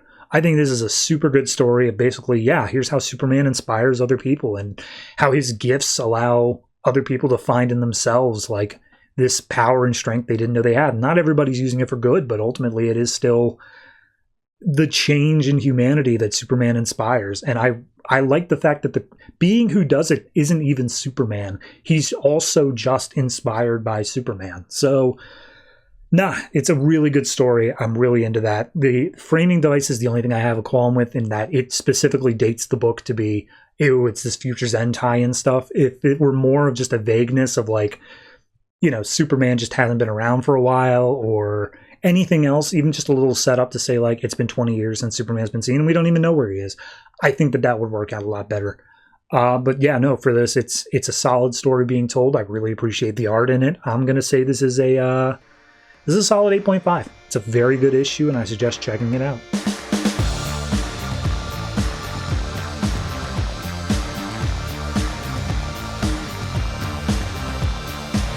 Green Lantern Future's End #1, written by Robert Venditti, art by Aaron Lopresti and Martin Coccolo. So we open up in media res. Krona is back, the Mad Guardian. He is a Black Lantern. He has brought back an entire Black Lantern Corps, and he is fighting against Hal Lantern at the Source Wall. Why at the Source Wall? Well, it turns out that this is the Source Wall bit where Relic is, and Relic got out. He was embedded in the Source Wall, and somehow he got out again. So Krona's like, oh, hold on, Black Lantern Army. Like, Relic is a man of science. Hopefully he'll see how useless and waste of an energy it is to fight against us, knowing how powerful we are. And Relic's like, seriously, dude, why did you bring the Black Lantern Corps here? It's like, I need some help, and you literally will not leave this part of the wall. You've been studying it ever since you got out. So yeah, I need your help, man. So Relic agrees, all right, fine, I'll help you out, I'll do what I can. And he's like, nah, we're a team now, and I think you're going to enjoy this, because we're going to do exactly what you love most. We're going to go kill some lanterns. So him and Hal rush into battle. We then flash back some point earlier. Hal's at home, and he's having some beer, when all of a sudden, the ghost of his father just appears in his apartment. And Hal drops the beer, and he's just like, Dad, I haven't seen you since, what are you doing here, man? And he's just like, and they hug each other. And, his dad expresses like, yeah, look, hey, I have so much guilt about how I left you, and I died in a fireball right in front of your eyes. I know how scared you must have been, but like, yeah, I'm so guilty about that. And immediately Hal's just like, hey man, don't worry about it. It was all that time, and like, yeah, I felt so useless because like I was just a kid, but it's whatever. But first, why are you here at all, Dad? And he's like, oh yeah, I asked around. You're the man to talk to about rings, right? And he extends his hand and shows Black Lantern ring on it. He's like, oh geez, you're a Black Lantern? He's like, yeah, there's a Black Hand guy. He sent it at me, told me to rise, but then ultimately Black Lantern or Black Hand just disappeared, and now the guy leading the whole thing is a guy named Krona. And immediately Hal's just like, Krona? Serious? Oh god. And he's just like, yeah, he says he's the guy who discovered the emotional spectrum, which I asked around who would be the best person about that, and everyone was saying it was you. You're the guy to talk to about the emotional spectrum. You're the guy who can beat him. And Hal's just like, what do you mean you were asking around? Like, who are you talking to? It's like, Tomar Ray, a bunch of other Green Lantern names. I don't know, a bunch of aliens, but they all spoke very highly of you. And Hal gets a little bit like, look, Dad, I'd love to help you, I really would, but there was a war on Earth, and I wasn't here for it. Like, everyone on Earth was dying, and I was off on some backwater planet I don't even know the name of. And ever since then, I've sworn I will never leave Earth again. And Dad's like, look, I get it. I don't want you to come into the middle of this, but like, he is going to raise the dead all over the universe, and then they're going to come to Earth. So if you're protecting the Earth, you need to go out and do that. And he's like, yeah, all right, I get it. So Hal summons his ring, he becomes Green Lantern again, and his dad's just like, oh, the uniform suits you. And then he like shudders a little bit. It looks like he's more of a zombie. And Hal's like, you good? And he's just like, yeah, hey, it's taking a lot for me to fight against the will of Krona, like literally everything I am. I don't know how good me or like any of the Green Lanterns are going to be in helping you. And he's just like, hey, don't worry about that. I'm not going after Krona alone. I got some help. So we go back up, and Relic is just super fascinated by this. He's like, what the hell is a black lantern? Lantern assumes that there's light, but black is the absence of light. How does that work out? And Hal's immediately like, focus, man. Look, in order to take out black lanterns, you need to attack with 2 colors at the same time. I got green. You give me whatever other color you got going on. So Relic presses a button, fires off some violet energy, and ends up killing a few black lanterns with Hal's help. And it's just immediately Krona sends in everybody. So Hal makes up a Gatling gun and says, all right, load me up with any other color except for green. So he keeps doing the violet light, and they do pink tip bullets of Green Lantern energy to just tear through all of these black lanterns. And immediately Hal goes and just like, all right, give it up, man. I've already taken out like half your army, and I'm going to send you to the next life as well. And Krona's like, not so fast. You have overplayed your hand. And he waves his hand a little bit, and all of a sudden, Relic's computers stop working. And he's like, I don't know, something's going on. So turns out that in order to make it so that the Green Lanterns who have previously died and Hal's father are not interfered with, do not come into this fight at all, they've been stowed away inside of like a backpack that Relic is wearing to seal them off. But Krona is able to get into this backpack. He's able to explode it from the inside. And so out comes all these other members. And immediately they already are like trying to push. They don't want to fight, anything like that. But it does interrupt Relic's stuff enough that he's not able to really help out at the moment. So all of the other Black Lanterns charge in. Krona's forcing the Green Lanterns and Hal's dad to join into the fight as well. Hal's getting completely swamped, and he's basically saying, Relic, you got to do the final thing, man. Charge with everything you have left. You got to do it. So Relic gets his little deflector panels ready, loads them up with energy as much as possible. Hal reaches out with his ring as he's being torn apart to all of the different Black Lanterns, wraps them up in green energy. And as they're already doused with green energy, Relic fires off a lattice of all of the other colors that he's got under his control and just fries every single Black Lantern that was inside the bubble. It's not all of them, but all of them that were inside the bubble, including Krona. So with Krona dead, Hal is gravely injured. The black ring flies off. It goes looking for Black Hand, and it finds it, but Relic takes the black ring before it can get out further and locks it inside a case. And because it's no longer able to interact with a owner, all the other Black Lanterns that were in the bubble start disappearing, turning to dust. The Green Lanterns and Hal's dad stick around for a while, and Relic even points out, like, that doesn't make any sense, but whatever. So Hal's dad sees Hal is dying. There's no way he's going to be able to make it because Relic doesn't know medical science or anything. And Relic points out, like, well, there is one option. When you're in the source wall, nothing happens. Like, you don't die. You don't get better. You're not living, but you don't die either. Theoretically, we could put him in there, and then I got out myself. Maybe he could get out as well, but I'd have to study it a lot more. I don't know if that's the case. And Hal's dad is like, do it. Anything to save him. You just saved the universe. He deserves another chance at life. So Hal's dad brings Hal over to the source wall. It starts absorbing him, and he's like, hey, at least you got plenty of stars to look at, kiddo. You got a lot of living left to do. Love you, son. And he finally fades away into dust along with the other Green Lanterns as Hal is left embedded in the source wall.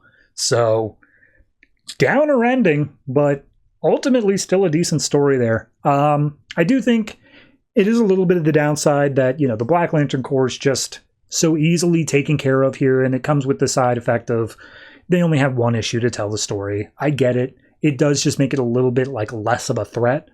The idea that Hal is just stuck in the source wall is horrifying, but ultimately, yeah, I mean, that's, if you're going to wrap up his character for a while, that's a good way to do it, and then have Relic just sitting there, and whenever you need Hal back, you just have Relic be like, oh yeah, I figured out how to do it. Hal's back in the fight now. So, no, it's a good place to be for a 5 years in the future story. All in all, though, I think I'm probably going to end up giving this one like a 7. it just, as much as it is, feels like this emotional punch. Like, if you look at the words written on the page, reading it, you don't quite get that same feeling. And I think it's just a bit too cut and dry with the science it's throwing around and these ideas of it. It doesn't feel like there is like this emotional heaviness to it. So all in all, it's fine, but it's not fantastic. So I'll just end up with a 7 for that.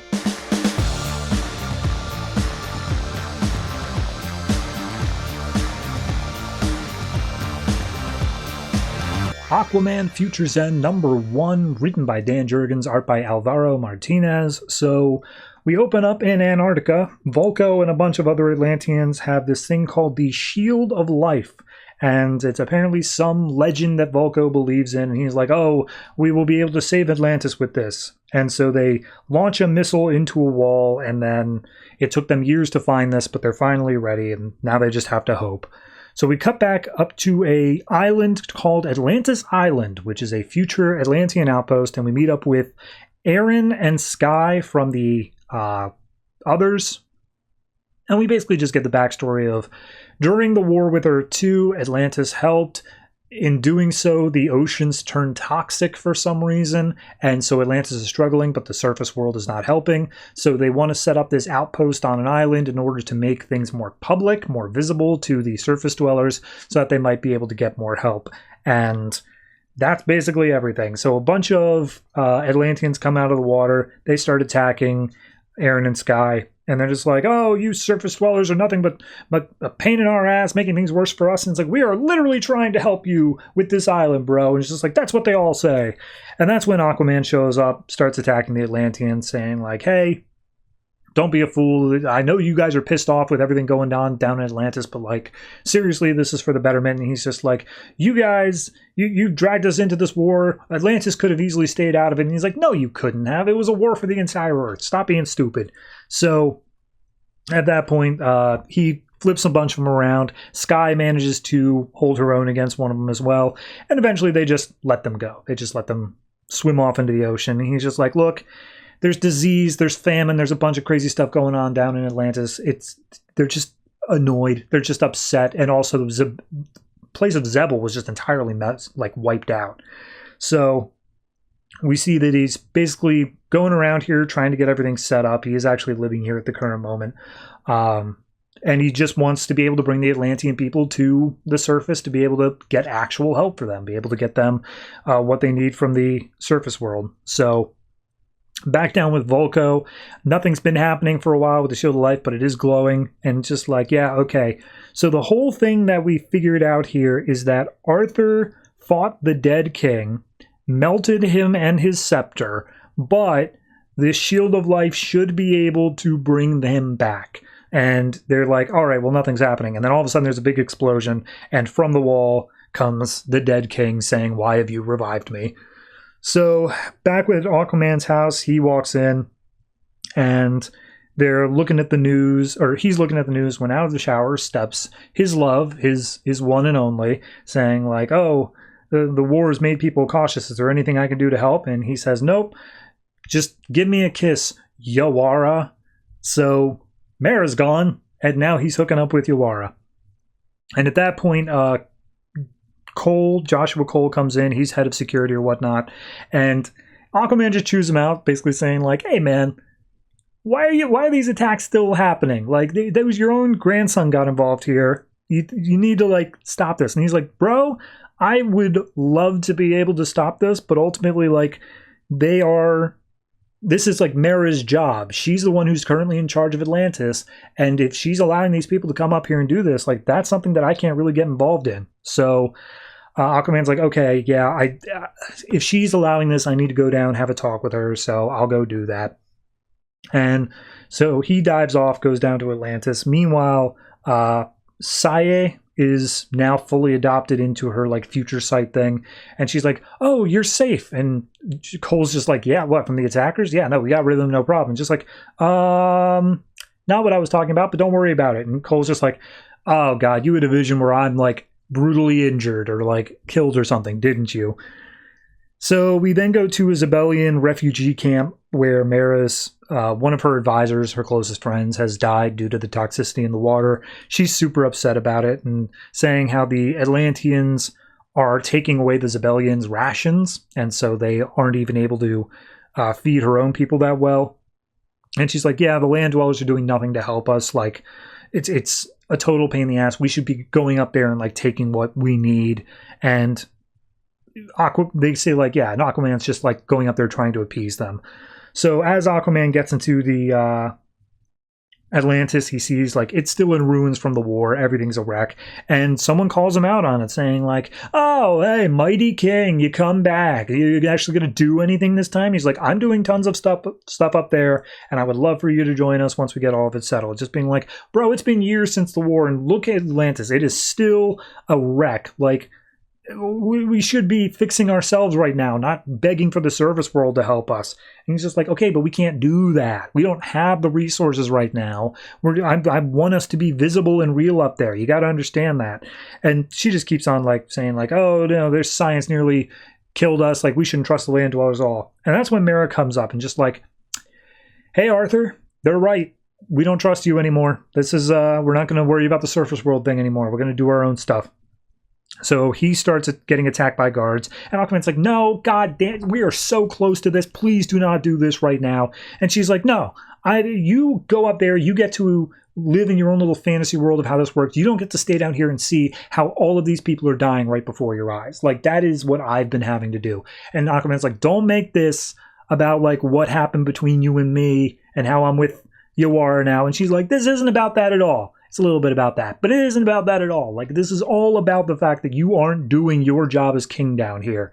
And so he gets slammed into a wall, and as he sits up, the dead king, Atlan, comes out from behind a door, and he's just like, hey, I'm back now. I'm here to claim my rightful throne. Turns out that everybody here kind of wants me again. So, yeah, we're done with you. And he holds up this shield of life, and he's just like, yep, so I'm going to need the other bits of my my gold, my talismans that I made. I want them all back, because that is truly what a king should have.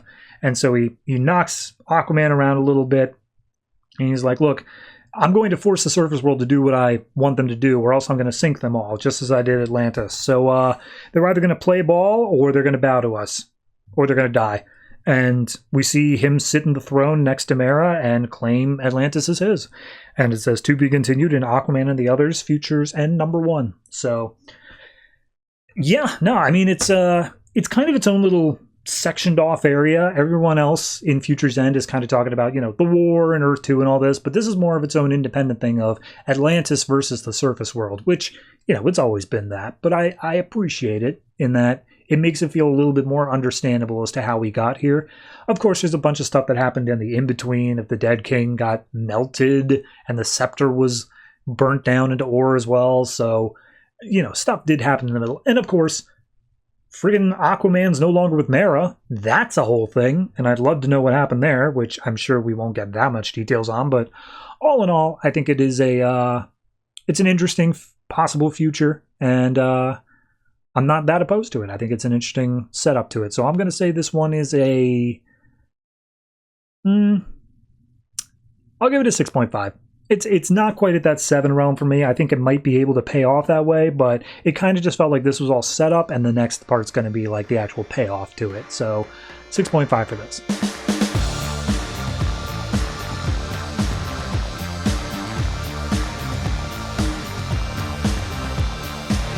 Green Arrow, Futures End #1, written by Geoff Lemire, art by Andrea Sorrentino. So this takes place 5 years from now, but before the events of Futures End #1, or 0, I suppose. And we open up with Emiko as Green Arrow and Naomi as Dart, who uses darts.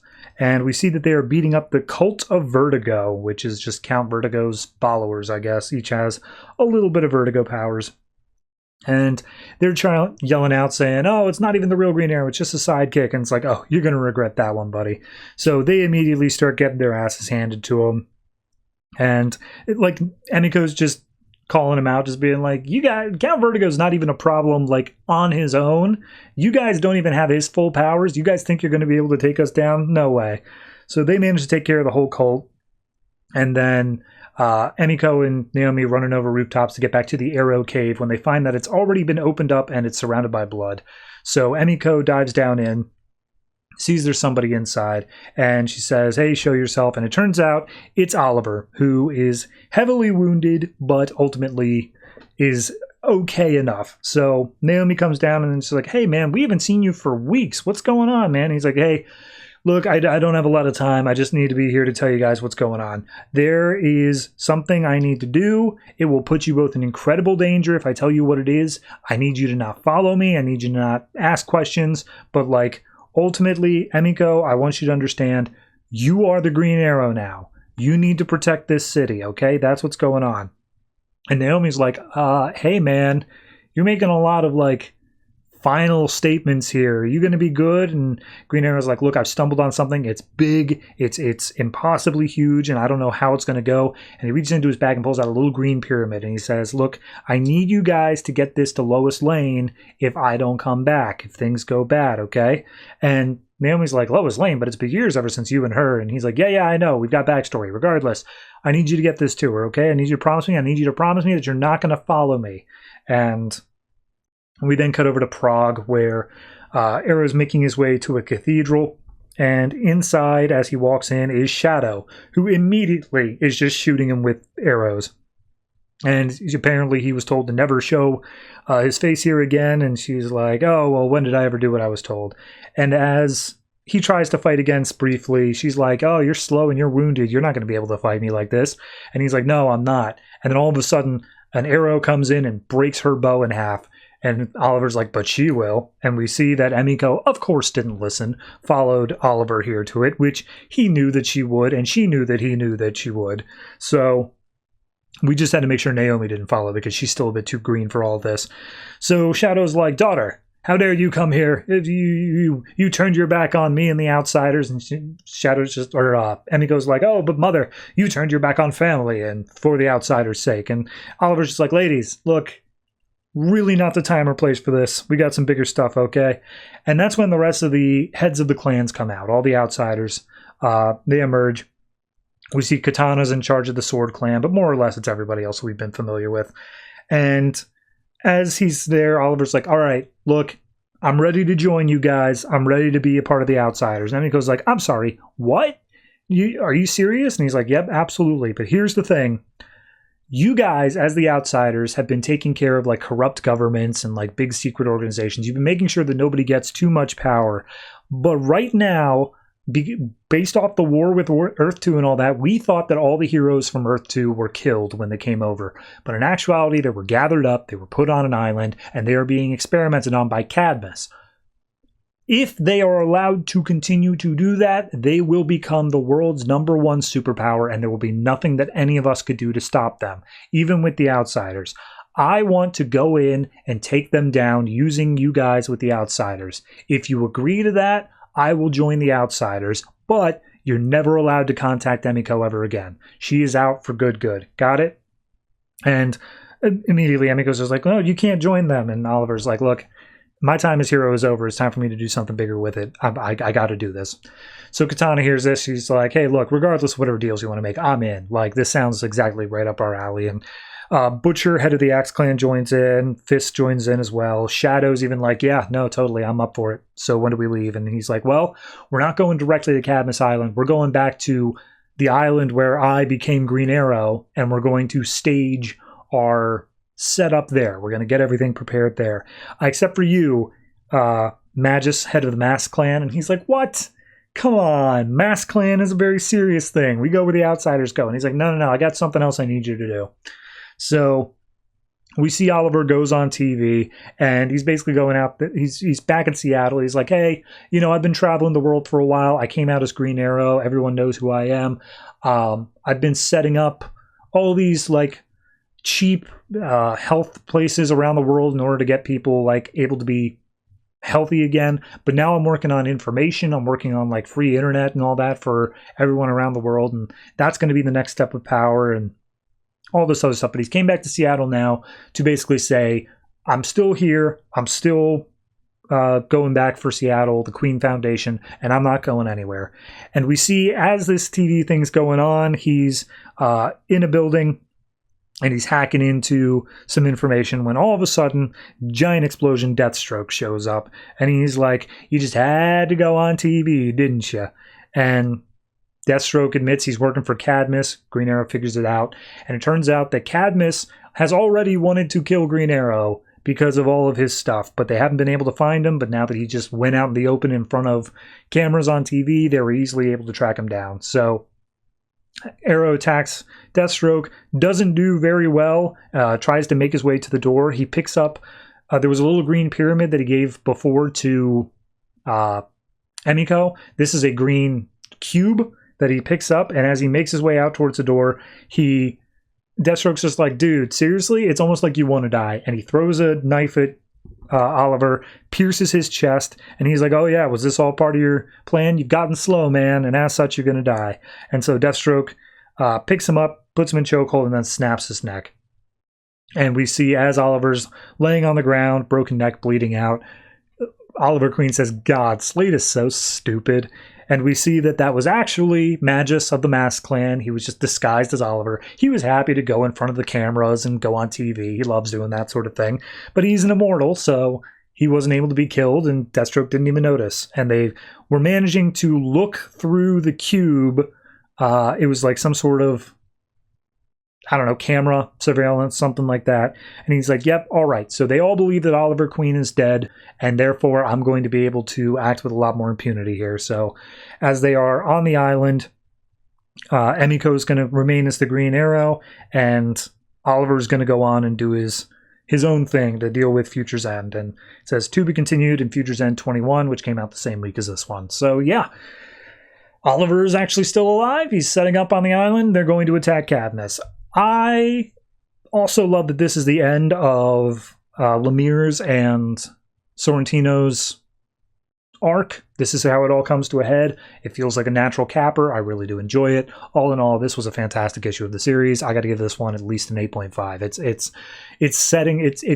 If you read this before you read the Future's End issue, obviously it would detract from the Future's End issue itself, but I think this was something that only adds to it and adds that little bit of an extra twist of like, and here's how we did it. So I'll actually give it an 8 now that I'm thinking about it more. 8.5 is just, I really like this series, but 8 for this, it is still a very solid ending to the book, and even if it's a tie into Future's End, it's part of the story, so kudos to them for making it work.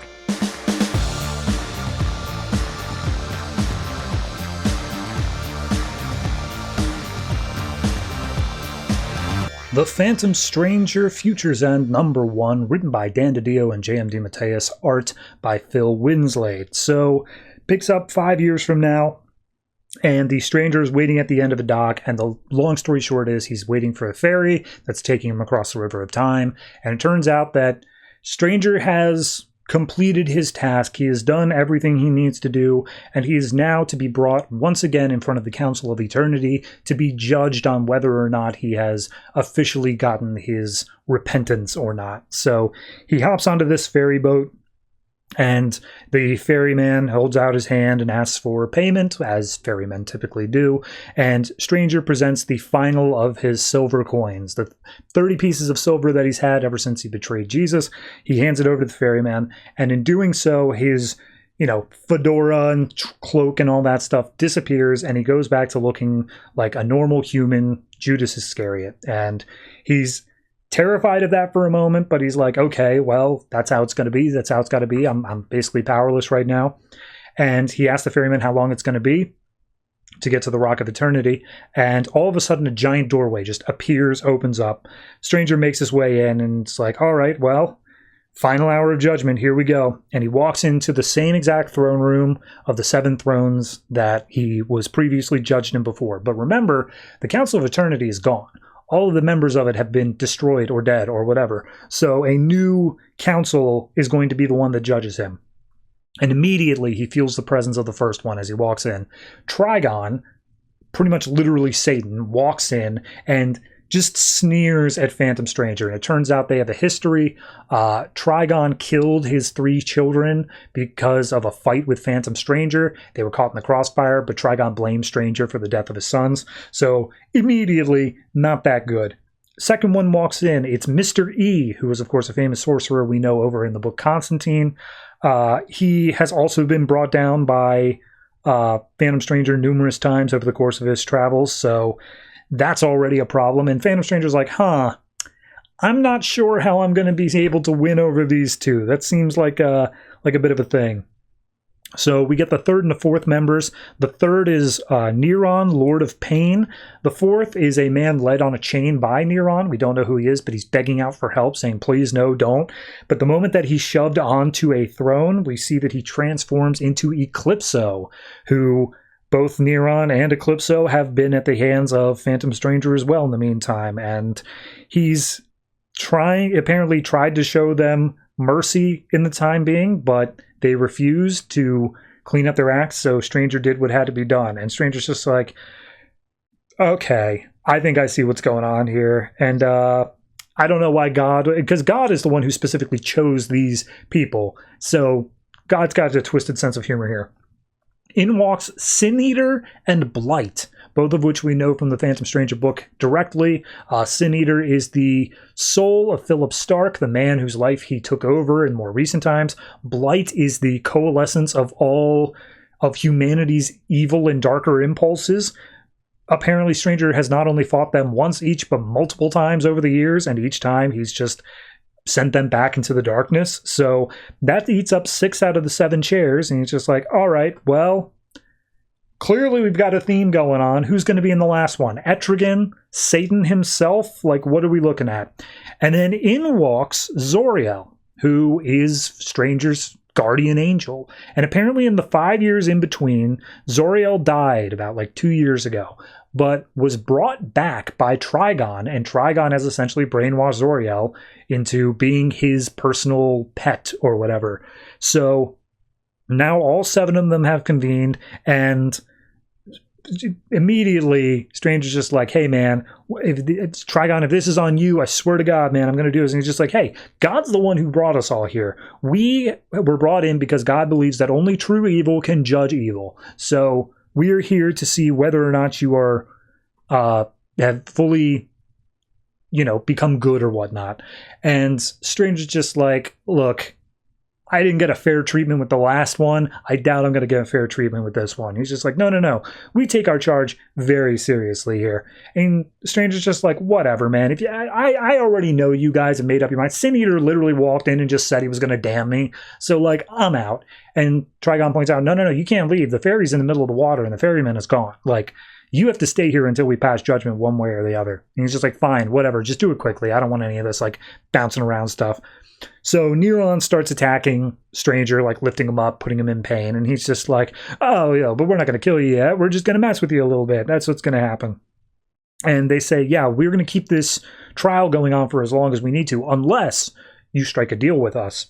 And immediately Trigon says, yeah, all of us have been going up against God in our own ways, but we've all been doing it in a fractured, each of us for ourselves. But now we've been brought together and we realize that this is the best chance we have of going against God. We'll pool all of our forces together and we will take down paradise. But in order to do so, we need to get in. And Stranger pulls out this necklace he's got around his, he's got it in his pocket, but it is a necklace.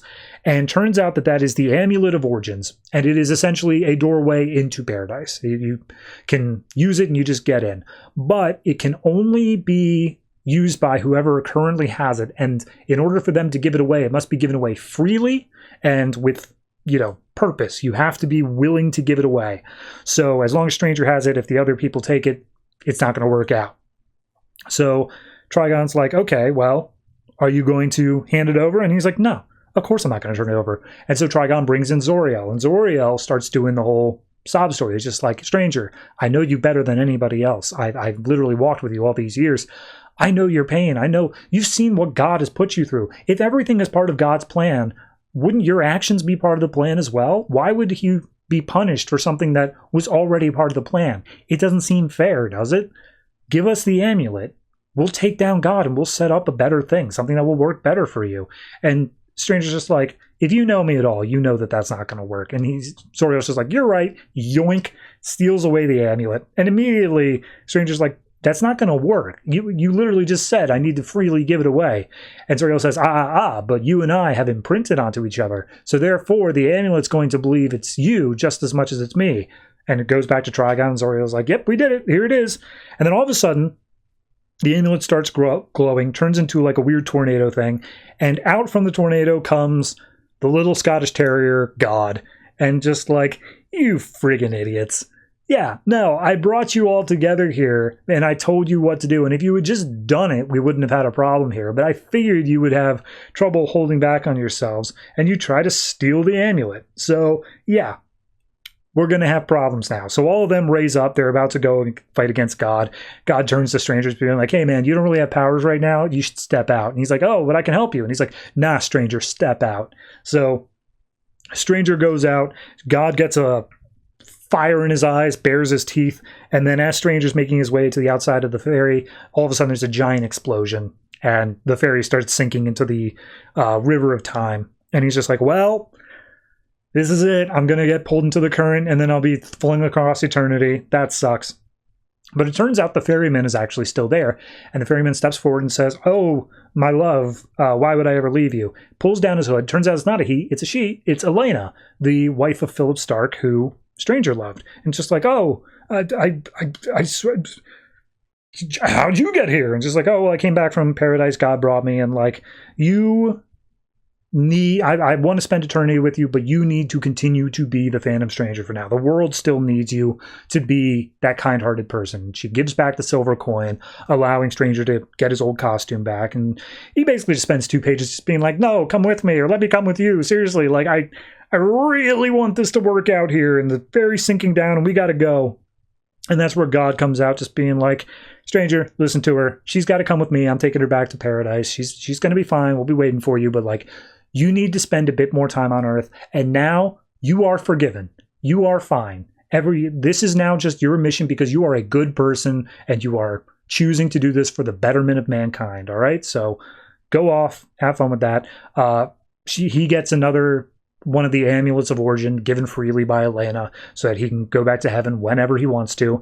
And as he uses his powers to fly away from the ferry, he now is able to be his own thing. He's able to do what he must. And it says, to be continued in Trinity of Sin, which is a whole nother book coming out of this. But yeah, no, I think it's a basic final issue for Stranger. Of course, you've got this idea that he is eternal and he's going to keep on roaming the earth, and that's just kind of his character arc. He can't really do that. But I do like the transition where he no longer has to do this whole, oh, my sins define me, and oh, always me. Like, he is able to just be his own character. So I'm good with that. Yeah, no, it's a solid final issue for Phantom Stranger. I think it does a good job of setting up everything that, like, you know, there was an in-between period and he's reached his final threshold. He got judged and he's finally set free. I think it's exactly where I would expect the series to end up if it were given 5 whole years to develop there. So all in all, I'm going to give this one I'll give it a 7.5. I think the only thing that's keeping me from the 8 is that every time that we introduced the characters that were on the council, he was just basically like, yeah, we fought a whole bunch in between those 5 years. Just trust me on that. And he just said that like 6 different times. So I would have liked to see some villain that like we saw besides Sin Eater and Blight. But ultimately, if you look over the course of the book, there really only ever was Sin Eater and Blight. So a little bit of a missed opportunity there. But ultimately, still not a bad issue. So 7.5 for this.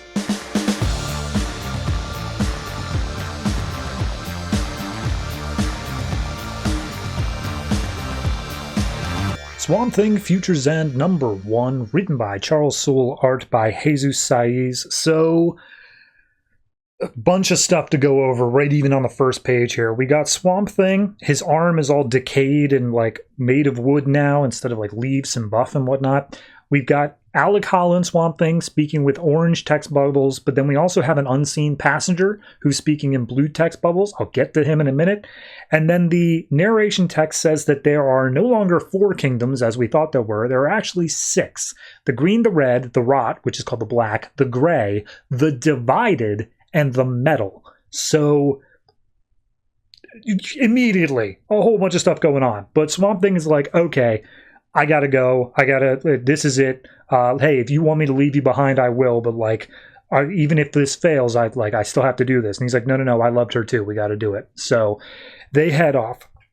And immediately we get that they are going to each of the different kingdoms here, and they are trying to accomplish something. They're not letting on what, but they are trying to accomplish something. So the first thing they do is they go to the kingdom of the Gray, which is fungus. And Swamp Thing's like, yeah, this is probably going to be the easiest one to deal with. The hardest part's going to get the Avatar to recognize that we're here at all. So he steps up on a beach, and immediately there is a bunch of nearly identical women all in swimsuits saying, well, hello. So Swamp Thing pulls out his sword, just starts slashing through the women. Turns out they're all made of fungus. And he's like, I don't have time for this. I need to talk to the Avatar. And the passenger's just like, you have plenty of time. You just don't have patience. He's like, whatever. So the Avatar comes up and he's basically like, hey, look, all I want when I became Avatar is my wife to come back. And like, I've been trying to recraft her via the gray and like the fungus, but like, I've forgotten her. I've already lost so much. And like, now you come here and you kill the one that I think I was closest with. How dare you, sir? And then I'll finally get it right. And so Swamp Thing reaches into his bag and he pulls out a photo of this Avatar's wife before he became the Avatar. And he's just like, what? Where'd you get? Give me that. I can finally get it right. I can finally perfectly make my wife as before. And Swamp Thing tucks the photo away saying like, hey, first things first, I need you to help me out here. I need you to swear your allegiance here. If you do that, I will give you the photo. If you like actually follow through, but I need you to be focused on this, okay? I need you to do it. And if you try to attack me, if you try to like double cross me or whatever, I will destroy the photo before you have a chance to do it.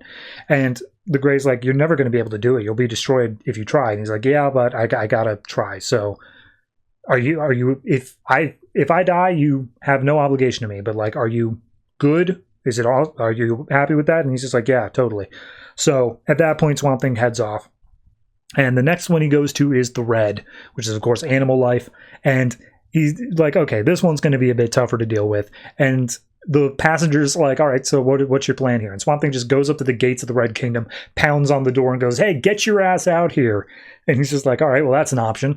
So the red, instead of sending out whoever the Avatar is, sends out a weird mutated 2-headed bear with like 6 arms and starts attacking Swamp Thing. I'm not entirely sure what Swamp Thing does here, but it looks like he forms some like poisonous sacs on his body that then inject themselves or rub themselves onto the bear and end up knocking it out and or killing it.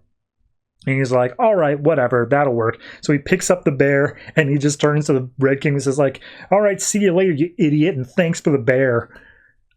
That's it. That's all he deals with the Red Kingdom. I love it. So then we go to the first unfamiliar one, which is the Divided, which turns out to be bacteria.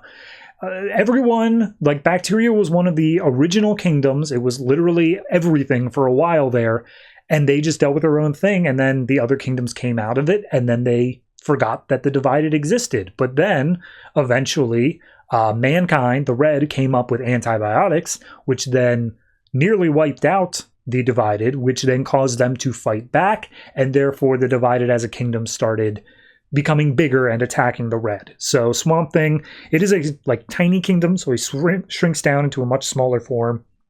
He brings the bear in as well, and he hands the bear over to the Divided. And turns out the Divided does have an avatar, but the avatar does not have a form. It is just kind of this consciousness amongst the Divided. So it absorbs the bear and uses it to talk through, and it's just like, oh, hey, Alec Holland, thanks for the gift, but what do you want? And he's just like, oh, I just want to talk. And he's like, okay, well, when you came here before, you imprisoned us along with all the avatars, locked away from everything else on Earth. And you get this feeling that Swamp Thing did something in the past, and that's the reason why, like, everyone's in their kingdoms now instead of out on Earth. But it's like, yeah, well, we've been feeling our children working on Earth, but we haven't been able to colonize ourselves. So it's been hell for us. So why would you come to visit unless you want to be a part of us, in which case we'll gladly take you. And he immediately, Swamp Thing, like, sends out some garlic from his body, which is enough to repel the bacterium. And the Avatar's name is apparently Sarah.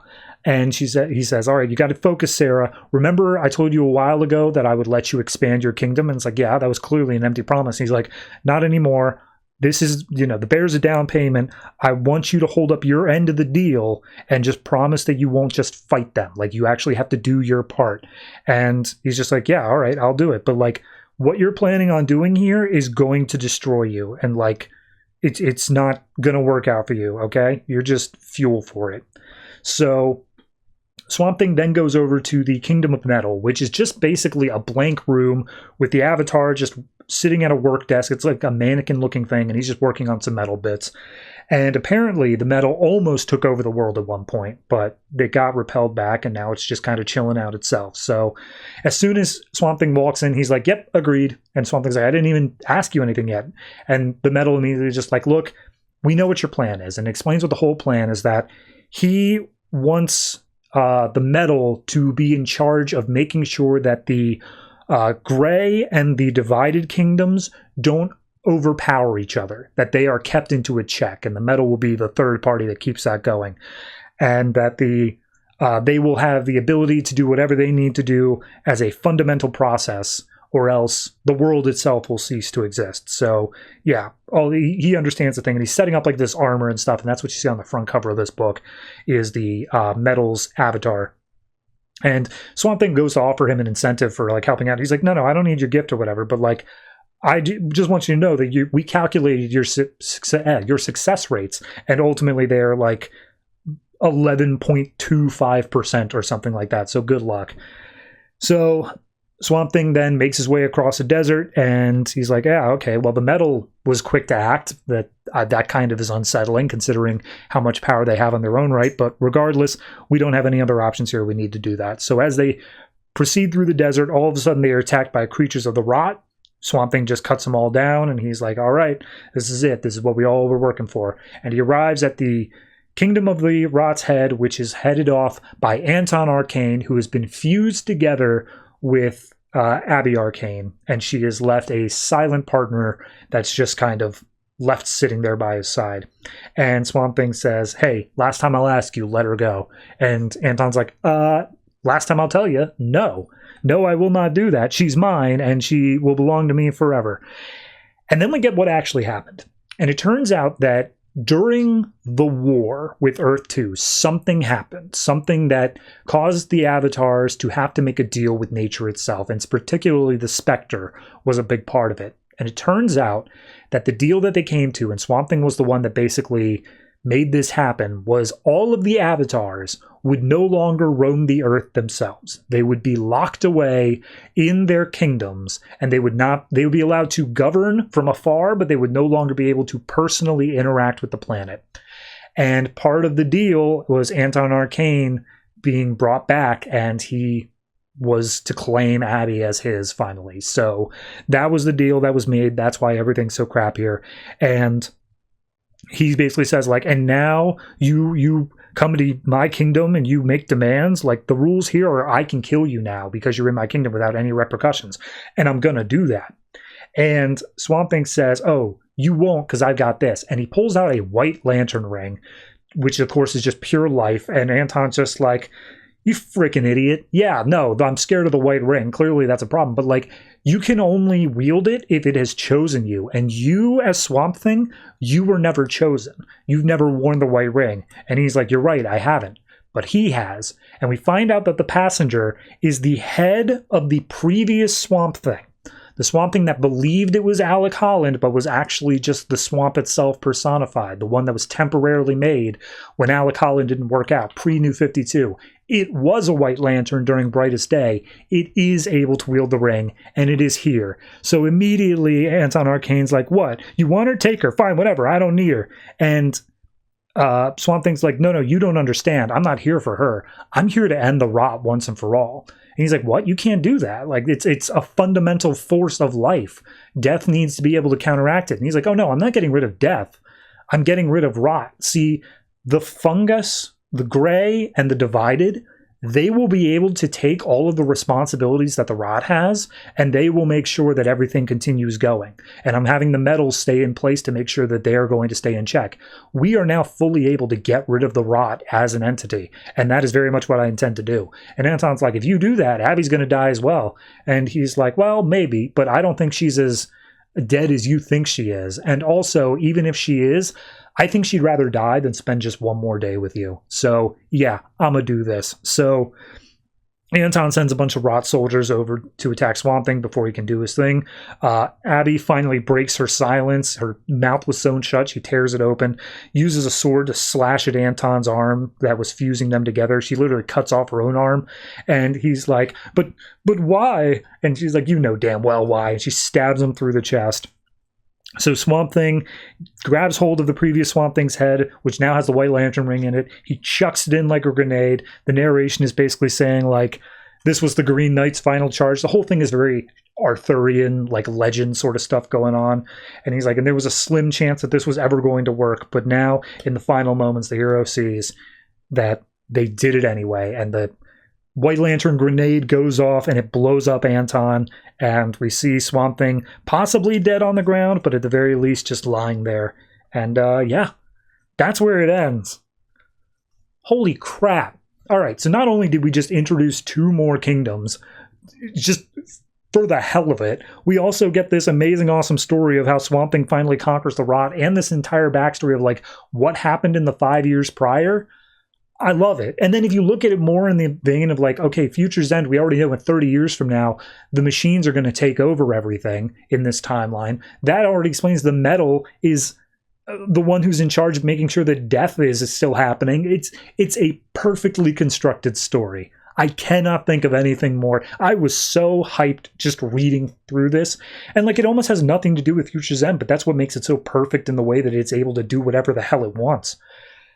Oh, God, such a good story. I'm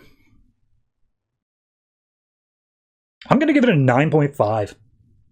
I know that seems like ridiculously high, but Swamp Thing has always been a book that I have gotten a lot out of, and this is just everything I wanted from one. It's got this, like, epic tone to it. It's got this finality. It's a fantastic tale, and it doesn't feel like it's trying too hard either. Like, when he goes to the Red Kingdom, it's funny. It's genuinely a funny moment. I love all. And then the reveal of the previous Swamp Thing is inside. Oh, gee. 9.5. Easily. It is such a good issue. If you have not checked it out and you are a fan of Swamp Thing, absolutely worth doing so. It is such a good, just coalescence of everything that Swamp Thing is brought into one final story. Magnificent.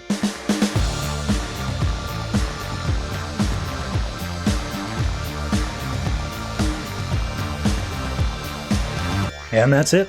That is all the comics that came out from DC Comics this September 3rd, 2014. And, yeah. I am so impressed with this week. I thought for sure the New 52 month, not the New 52 month, the Future's End month was going to be such a slog. Such a, like, oh God, all these tie-ins to this event, none of it matters, and it's all in an alternate timeline. But, like, some of the people here understood the mission and understood, like, wait a minute, none of this really has to fit into continuity. It just has to fit into this loose tapestry that's being told over there. I can totally make a story out of that. And so we get Green Arrow, we get Swamp Thing, we get Action Comics, we get Grayson, all of which top tier material. Mwah. I can only hope that every subsequent week is going to keep that up, and I am positive that they will not. You played yourself, DC. You front-loaded it. So, what are we looking at coming out next week? Well, I will tell you. We have, in terms of the Future's End tie-ins, in no particular order, Batgirl, Batman, Birds of Prey, Superboy, Green Lantern Corps, Justice League United, World's Finest, Infinity Man, New Suicide Squad, and Constantine. We also have the 2 weeklies of Batman Eternal and Future's End proper. And we also have, because I completely forget this book keeps on existing, Superman Unchained number 8. I don't even know when the last issue of that came out. Like May? It's been a while. It's been a hot minute since that one came out. But hey, what better time to release it than when nothing else is coming out? Nothing mainline, I should say, at least. So yeah, that is pretty much everything we're looking at there. The only thing I think that is worth mentioning, some of these books do a one-part or two-parter thing. We saw that this week with Aquaman is leading into Aquaman and the Others as a two-parter. I know for a fact that Justice League United is part 1, whereas Justice League is part 2, and that is being written by Geoff Lemire. So if you like Geoff Lemire's work, probably worth checking that out. I don't know for sure. It might still be crap, but I'm hedging my bets that it'll probably be worth it. So yeah, all that's going on. Don't really have much more to add here. I guess I'll go ahead and just do the ending wrap-up stuff. I've gotten very good at it over the past 3 years. Check it out. If you have anything you'd like to say about the comics I read this week, last week, anyway at all, go ahead and hit me up in one of the many social media places we have, or in the comments down below. We have a Discord, we have a Patreon, we have a subreddit. Some of those are better than others. I will not tell you which ones. But yeah, that's going to do it for me. Thank you very much for checking out this week's episode. Be sure to interact with it in a positive way, like a thumbs up or a smiley face, or sharing it with... Who would be a good person to share this episode with? Not only is it has to be a comic fan, but it has to be a comic fan that doesn't know that New 52 Future's End is generally regarded as not good. Share it with the Pope. I will give you $100 if you can prove to me that you shared this with the Pope in a way that he has seen it for sure. No, like, sharing this crap on Twitter and saying, like, oh, I did it, give me $100. No, I need the Pope to specifically bless this video. That is the only way you're getting $100 from me. Anyway, maybe I'm not that good at the outro because I do kind of tangent, but that is it for me. Thank you very much once again. Be sure to tune in next week. And as always, if it ain't broke, don't fix it.